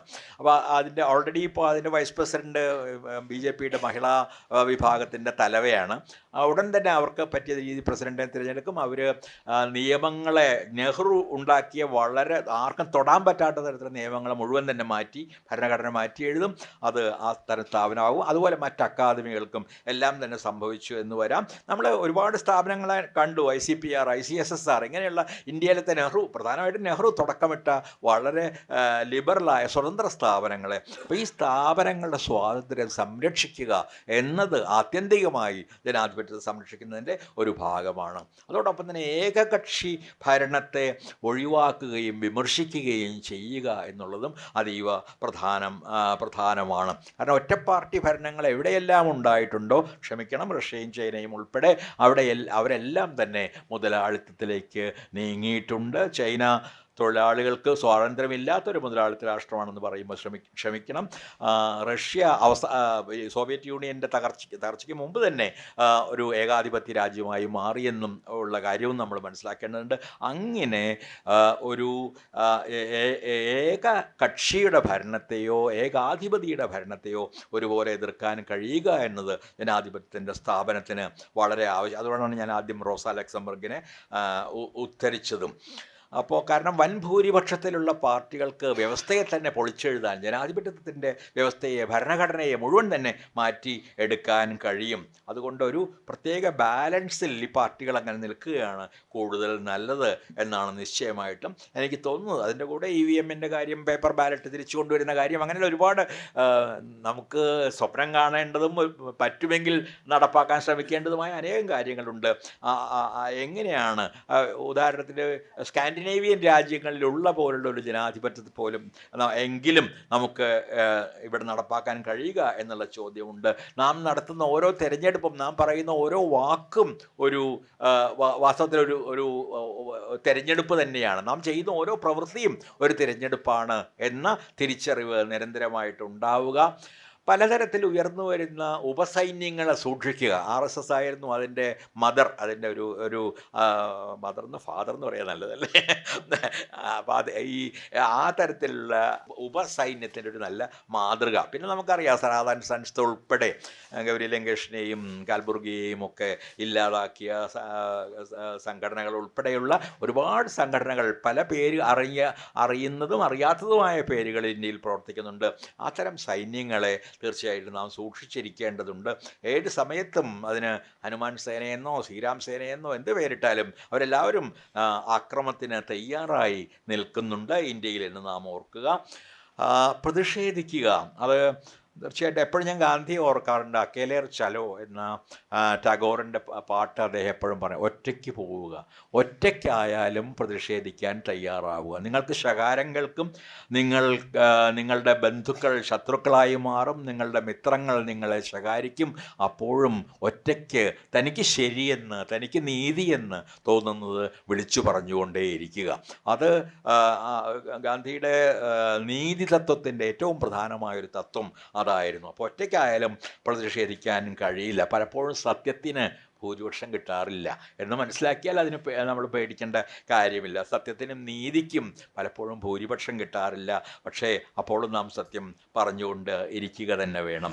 അതുപോലെ നമ്മൾ വാക്കുകൾ ശ്രദ്ധിക്കുക, പുസ്തകങ്ങൾ വായിക്കുക, മാധ്യമങ്ങളെ വിമർശന ബുദ്ധിയോടുകൂടി മാത്രം കാണാനോ വായിക്കാനോ ശ്രദ്ധിക്കുക. പത്രങ്ങളായാലും ടെലിവിഷൻ വാർത്തകളായാലും വളരെ ക്രിട്ടിക്കലായി മാത്രം ഇത് നേരാണോ എന്ന്. ഇപ്പോൾ ഫാക്ട് ചെക്കിനുള്ള പല ഏർപ്പാടുകളും ഇപ്പോൾ ഉണ്ട്. നമുക്ക് AI-ക്ക് ഫാക്ട് സൃഷ്ടിക്കാനും കഴിയും, ഫാക്ട് ചെക്ക് ചെയ്യാനും കഴിയും. ഈ ഫാക്ട് ചെക്കിൽ തന്നെ കളവുണ്ടാക്കി ഒരു നുണയെ ഫാക്റ്റ് ആക്കാനും കഴിയും. അതുകൊണ്ട് ഇത്തരം കാലങ്ങളിൽ ആത്യന്തികമായി നമുക്ക് നമ്മുടെ തന്നെ വിമർശന ബുദ്ധിയെയും വായനയെയും ഒക്കെ ആശ്രയിക്കേണ്ടി വരും. ആ തരത്തിൽ മാധ്യമങ്ങളെ വളരെ ശ്രദ്ധയോടുകൂടി, വളരെ ജാഗ്രതയോടുകൂടി ശ്രദ്ധിക്കുക. ഈ സൈബർ പ്രചാരണങ്ങളെയൊക്കെ സംശയത്തോടുകൂടി കാണുക, വസ്തുത എവിടെയാണ് എന്ന് അന്വേഷിക്കുക, വാചകങ്ങളിൽ വീഴാതെ വസ്തുതകൾ എന്താണ് എന്ന് നിരന്തരമായി അന്വേഷിക്കുക, സത്യം മരിക്കുന്ന വഴികൾ എന്തെല്ലാമാണ് എന്ന് തിരിച്ചറിയുക. അത് പലതരത്തിൽ സത്യം മരിക്കുന്നതിനെക്കുറിച്ച് വിക്ടർ ക്ലെമ്പർ എന്ന് പറഞ്ഞ കേസിന് ഈ ഫാസിസ്റ്റ് കാലത്ത് നുണനിർമ്മിതിയെ പറ്റിയുള്ള ഒരു പുസ്തകത്തിൽ അദ്ദേഹം പറയുന്നുണ്ട്. The language of the third re എന്ന് പറഞ്ഞൊരു പുസ്തകമാണ്. അപ്പോൾ അതിൽ അങ്ങനെ പറയുന്നുണ്ട് എങ്ങനെയാണ് സത്യം മരിക്കുന്നത്. ആദ്യം നുണ സൃഷ്ടിക്കുന്നു. ഒരു നുണ ആരെങ്കിലും ഒരാളോ അല്ലെങ്കിൽ ഒരു ഗ്രൂപ്പോ ഒരു നുണ സൃഷ്ടിക്കുന്നു. രണ്ടാമത് ഈ നുണ ഒരുപാട് പേര് ആവർത്തിക്കുന്നു, അല്ലെങ്കിൽ ഒരുപാട് പേരോട് അത് ആവർത്തിക്കാൻ പറയുന്നു. മൂന്നാമത് ഒരേ സമയം നടപ്പാക്കാൻ കഴിയാത്ത പരസ്പര വിരുദ്ധമായ വാഗ്ദാനങ്ങൾ നൽകുന്നു. ഞങ്ങൾ അതും ചെയ്യും ഇതും ചെയ്യും എന്ന് പറയുന്നു. പക്ഷേ ഒന്ന് ചെയ്താൽ മറ്റു ചെയ്യാൻ പറ്റില്ല എന്ന് അറിയാവുന്ന തരത്തിലുള്ള വാഗ്ദാനങ്ങൾ നടപ്പിലാക്കുക. ഇപ്പോൾ നമുക്ക് സാമൂഹ്യക്ഷേമത്തിന് വേണ്ടി ഞങ്ങളെല്ലാം ചെയ്യുമെന്ന് പറയും, അതേസമയം നമ്മുടെ ബഡ്ജറ്റിൻ്റെ 90% ദേശീയ സുരക്ഷയ്ക്ക് വേണ്ടി ചിലവാക്കണമെന്ന് പറയുകയും ചെയ്താൽ ഇത് രണ്ടും കൂടി നടക്കാൻ പോകുന്ന കാര്യമല്ല. ഈ രീതിയിലുള്ള വൈരുദ്ധ്യങ്ങൾ നമ്മൾ മനസ്സിലാക്കണം. അതായത് മുട്ട പൊട്ടാതെ നോക്കുകയും വേണം, ഓംലെറ്റ് തിന്നുകയും വേണം എന്നുള്ള ഒരു അവസ്ഥയിലാണ് ആ തരത്തിലുള്ളൊരു മുദ്രാവാക്യമാണ് അത് എന്ന് പറയാം. നാലാമതായിട്ട് തെറ്റായ വിശ്വാസങ്ങൾ ക്രമേണ സത്യങ്ങളെ നുണകളാക്കി മാറ്റുക. ഐനസ്കോവിൻ്റെ ഭാഷയിൽ പറഞ്ഞ് എല്ലാവരെയും കണ്ടാമൃഗങ്ങളാക്കി മാറ്റുക. ഇത് മനുഷ്യരല്ലാതെ കാണുക, ഒരേപോലെ ചിന്തിക്കുന്ന കുറേ മൃഗങ്ങളാക്കി മനുഷ്യ സമൂഹത്തെ മുഴുവൻ തന്നെ മാറ്റുക. കാരണം നാം ജീവിക്കുന്നത് പ്രചാരണത്തിൻ്റെ യുഗത്തിൽ, നമുക്കെല്ലാവർക്കും അറിയാം, വെറുതെ മൊബൈൽ തുറന്നാൽ നമുക്കറിയാം നാം ജീവിക്കുന്നത് പ്രചാരണത്തിൻ്റെ യുഗത്തിലാണ്. പ്രചാരണത്തിന് വേണ്ടി എന്ത് നുണയും പറയാം, ആ നുണ പ്രചരിപ്പിക്കാൻ ധാരാളം ആളുകളുണ്ടാവും, എന്ത് തെറ്റും ന്യായീകരിക്കാൻ ആയിരക്കണക്കിന് ആളുകളുണ്ടാവും. പക്ഷെ അതുകൊണ്ടൊന്നും നുണയല്ലാതെ ആവുന്നില്ല. തെറ്റായ തെറ്റായ ഒരു പ്രവൃത്തി തെറ്റാവാതെ ഇരിക്കുന്നുമില്ല. അതുകൊണ്ട് ഈ ഈ യാഥാർത്ഥ്യത്തെ കണ്ടുപിടിക്കുകയും ഈ പ്രചാരണത്തെ അതുകൊണ്ട് നേരിടാനുള്ള ശ്രമങ്ങളിൽ ഏർപ്പെടുകയും ചെയ്യുക എന്നത് പ്രധാനമാണ്. ടിമോത്തി സ്നൈഡർ പറയുന്നുണ്ട്, അദ്ദേഹം ഒരുപാട് പ്രധാനപ്പെട്ട പുസ്തകങ്ങൾ ക്യാപിറ്റലിസത്തെ പറ്റിയും ഫാസിസത്തെ പറ്റി എഴുതിയണം. അദ്ദേഹം പറയുന്നുണ്ട് പോസ്റ്റ് ട്രൂത്ത് ഈസ് പ്രീ ഫാസിസം എന്ന് പറയുന്നുണ്ട്. ഈ സത്യാനന്തരം, അല്ലെങ്കിൽ നമ്മൾ സത്യാനന്തര കാലം ധാരാളം പറയാറുണ്ട്. സത്യാനന്തരം എന്നത് ഫാസിസ പൂർവം എന്ന, ഫാസിസത്തിന് മുമ്പ് വരുന്നൊരു സംഗതിയാണ് ഈ സത്യാനന്തര കാലവും സത്യാനന്തര പ്രചാരണവും എല്ലാം തന്നെ. ഇഷ്ടപ്പെടാത്തതിനെല്ലാം നുണ എന്ന് പറഞ്ഞു തള്ളുക, ഇഷ്ടപ്പെടുന്നതിനെ മാത്രം സത്യമായിട്ട് അംഗീകരിക്കുക എന്നുള്ള രീതി, ആ രീതിയിൽ നിന്ന് മാറുക, പരിചയമില്ലാത്ത സ്ഥലങ്ങളിൽ പോവുക, പരിചയമില്ലാത്ത മനുഷ്യരുമായി സംസാരിക്കാനുള്ള ധൈര്യം കാണിക്കുക. ഒപ്പം തന്നെ സിവിൽ സൊസൈറ്റി സംഘടനകൾക്ക് പ്രാധാന്യം നൽകും. നമ്മുടെ സംഘടന അങ്ങനെ ഒരു സംഘടനയായിട്ടാണ് ഞാൻ കാണുന്നത്. നമ്മളെല്ലാം കാണുന്നത് ഒരു പൗരസംഘടനകൾക്ക്, മനുഷ്യാവകാശ സംഘടനകൾക്ക് വലിയ പ്രാധാന്യം നൽകുക. അത് ഒരു ഏകാധിപത്യവും അവയ്ക്ക് പ്രാധാന്യം നൽകിയിട്ടില്ല എന്നല്ല, അവയെ അവഗണിക്കുകയാണ്. ഏകാധിപത്യം മാത്രമല്ല, ജനാധിപത്യമായി അഭിനയിക്കുന്ന ഏകാധിപത്യങ്ങളും അവയ്ക്ക് പ്രാധാന്യം നൽകിയിട്ടില്ല. അതുകൊണ്ട് മനുഷ്യാവകാശം, മതമൈത്രി, ഇങ്ങനെയുള്ള അനേകം തത്വങ്ങൾ മുന്നോട്ട് വയ്ക്കുന്ന ഈ സംഘടനകൾ, ഈ തരത്തിലുള്ള സംഘടനകൾ പ്രവർത്തിക്കാനുള്ള അന്തരീക്ഷവും ശ്വസിക്കാനുള്ള വായുവും നൽകുക എന്നത് വളരെ പ്രധാനമാണ്. എല്ലാ തരത്തിലുള്ള അടിയന്തരാവസ്ഥകളെയും എല്ലാ തരത്തിലുള്ള അവകാശ നിഷേധങ്ങളെയും നിയമങ്ങൾ ഉപയോഗിച്ചോ ജനശക്തി ഉപയോഗിച്ചോ എതിർത്തുകൊണ്ടിരിക്കുക എന്നതും അത്ര തന്നെ പ്രധാനമാണ്. വേറൊരു തരത്തിൽ പറയുകയാണെങ്കിൽ ദേശീയവാദിയാകാതെ ദേശസ്നേഹി ആവുക. കാരണം ദേശസ്നേഹം എന്ന് പറയുന്നത് ഒരു മാപ്പിനോട്, ഭൂപടത്തോടുള്ള സ്നേഹമല്ല, ദേശത്തിലെ മനുഷ്യരുമായുള്ള സാഹോദര്യമാണ്. അവരോടുള്ള ഒരിക്കലും അവസാനിക്കാത്ത സ്നേഹമാണ് ദേശീയവാദം. ഞാനതിലേക്ക് പോകുന്നേയില്ല, ഞാൻ ക്ഷീണിച്ചൊരു വിധം.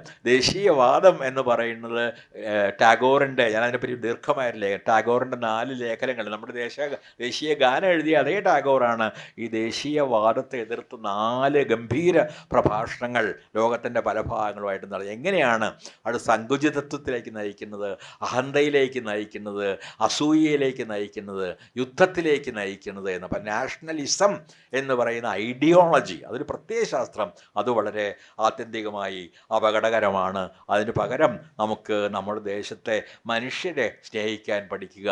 ഒപ്പം തന്നെ ഏറ്റവും പ്രധാനമായ കാര്യങ്ങളിലൊന്ന് എല്ലാ പ്രതിപക്ഷങ്ങളും ഐക്യപ്പെടുക എന്നാണ്. ആ പ്രതിപക്ഷങ്ങളുടെ ഐക്യം മാത്രമേ ആത്യന്തികമായി ഫാസിസത്തെ തകർക്കാൻ പോകുന്നുള്ളൂ. കാരണം ഒരുപാട് കാര്യങ്ങളുണ്ട് ഒന്നിക്കാൻ പറ്റിയത്, പക്ഷേ നമ്മളെപ്പോഴും കാണുന്നത് വിഭജിക്കാൻ പറ്റിയ കാരണങ്ങളെയാണ്. നമ്മുടെ ഭരണഘടനയുടെ അപചയം, നമ്മുടെ നിയമവിരുദ്ധമായ പ്രവർത്തനങ്ങൾ, ഏകാധിപത്യത്തിൻ്റെ വളർച്ച. വാസ്തവത്തിൽ ശത്രു ഒന്ന് തന്നെയാണ്. അത് സവർണത്വമായി, ഞാൻ സവർണർ എന്നല്ല പറയുന്നത്, സവർണത്വം എന്ന് പറയുന്നത് പ്രത്യയശാസ്ത്രമായിരിക്കാം, അല്ലെങ്കിൽ അത് ബ്രാഹ്മണ്യമായിരിക്കാം, അല്ലെങ്കിൽ കോർപ്പറേറ്റ് ആഭിമുഖ്യമുള്ളൊരു സമ്പദ് വ്യവസ്ഥ ആയിരിക്കാം, അല്ലെങ്കിൽ തിയോക്രസി എന്ന് പറയുന്ന ഒരു മതാധിപത്യമായിരിക്കാം. ശത്രു ഒന്ന് തന്നെയാണെങ്കിൽ എന്തുകൊണ്ട് ആ ശത്രുവിനെ നമുക്ക് ഒന്നിച്ചെതിർക്കാനും കഴിയുകയില്ല? എന്തിന് നാം വിഭജിച്ച് നിൽക്കണം? എന്തുകൊണ്ട് ഒന്നിച്ച് നിന്ന് പ്രാഥമികമായി ഇന്ത്യയെ തന്നെ നശിപ്പിക്കാൻ പോകുന്ന ഒരു ശത്രുവിനെ ഒന്നിച്ചു നിന്ന് നേരിട്ടുകൂടാ? ഈ ചോദ്യം ആത്യന്തികമായി നാം എല്ലാവരും തന്നെ ചോദിക്കേണ്ടതുണ്ട് എന്ന് എനിക്ക് തോന്നുന്നു. പക്ഷികളുടെ രാഷ്ട്രം വളരെ വളരെ മുമ്പ് എഴുതിയൊരു കവിതയാണ്. പക്ഷികളുടെ രാഷ്ട്രം, ഇതിൽ നിർത്താം ഞാൻ. പക്ഷികളുടെ രാഷ്ട്രത്തിന് അതിർത്തികളില്ല, ഭരണഘടനയും. പറക്കുന്നവരെല്ലാം അവിടുത്തെ പൗരരാണ്, കവികൾ ഉൾപ്പെടെ. ചിറകാണ് അതിൻ്റെ കൊടി. മൈന കുയിലിനോട് ശബ്ദത്തിൻ്റെ കാര്യം പറഞ്ഞ് വഴക്കിടുന്നത് നിങ്ങൾ കേട്ടിട്ടുണ്ടോ? അഥവാ കൊക്ക് കാക്കയെ നിറത്തിൻ്റെ പേരിൽ ആട്ടിയോടിക്കുന്നത്? കൂമൻ മൂളുന്നത് മയിലിനോടുള്ള അസൂയ കൊണ്ടല്ല തന്നെ. ഒട്ടകപ്പക്ഷിയോ പെൻഗ്വിനോ തങ്ങൾക്ക് പറക്കാനാകില്ല എന്ന് എപ്പോഴെങ്കിലും പരാതി പറഞ്ഞിട്ടുണ്ടോ? പിറക്കുമ്പോഴേ അവർ ആകാശവുമായി സംസാരിച്ചു തുടങ്ങുന്നു. മേഘങ്ങളും മഴവില്ലുകളും ഇറങ്ങി വന്ന് അവരെ തലോടുന്നു. ചിലപ്പോൾ അവർ തങ്ങളുടെ നിറങ്ങൾ പക്ഷികൾക്ക് കൊടുക്കുന്നു. മേഘം പ്രാവിനോ മഴവില്ല് പഞ്ചവർണ്ണ കിളിക്കോ എന്ന പോലെ. സൂര്യനും ചന്ദ്രനും ഇടയിലിരുന്നാണ് അവർ സ്വപ്നം കാണുന്നത്. അപ്പോൾ ആകാശം നക്ഷത്രങ്ങളും മാലാഖമാരും കൊണ്ട് നിറയുന്നു. അവർ ഇരുട്ടിലും കാണുന്നു. യക്ഷികളോടും ഗന്ധർവന്മാരോടും സല്ലപിക്കുന്നു. ഭൂമിയിലേക്ക് അവരിറങ്ങി വരുന്നത് പുല്ലുകളെ ആശ്വസിപ്പിക്കാനോ പൂവുകളെ പാടി വിരിയിക്കാനോ മാത്രമാണ്. അവർ തിന്നുന്ന പഴങ്ങളും പുഴുക്കളും അവരുടെ മുട്ടയിൽ നിന്ന് കുഞ്ഞു ചിറകുകളുമായി വിരിഞ്ഞിറങ്ങുന്നു. ഞാനൊരു ദിവസം പക്ഷിയായി ജീവിച്ചു നോക്കി. എനിക്ക് രാഷ്ട്രം നഷ്ടപ്പെട്ടു. രാഷ്ട്രം ഒരു കൂടാണ്. അത് തീറ്റ തരുന്നു. ആദ്യം നിങ്ങളുടെ പാട്ടിന് വേണ്ടി, പാട്ടതിന് പിടിക്കാതാവുമ്പോൾ നിങ്ങളുടെ മാംസത്തിന് വേണ്ടി.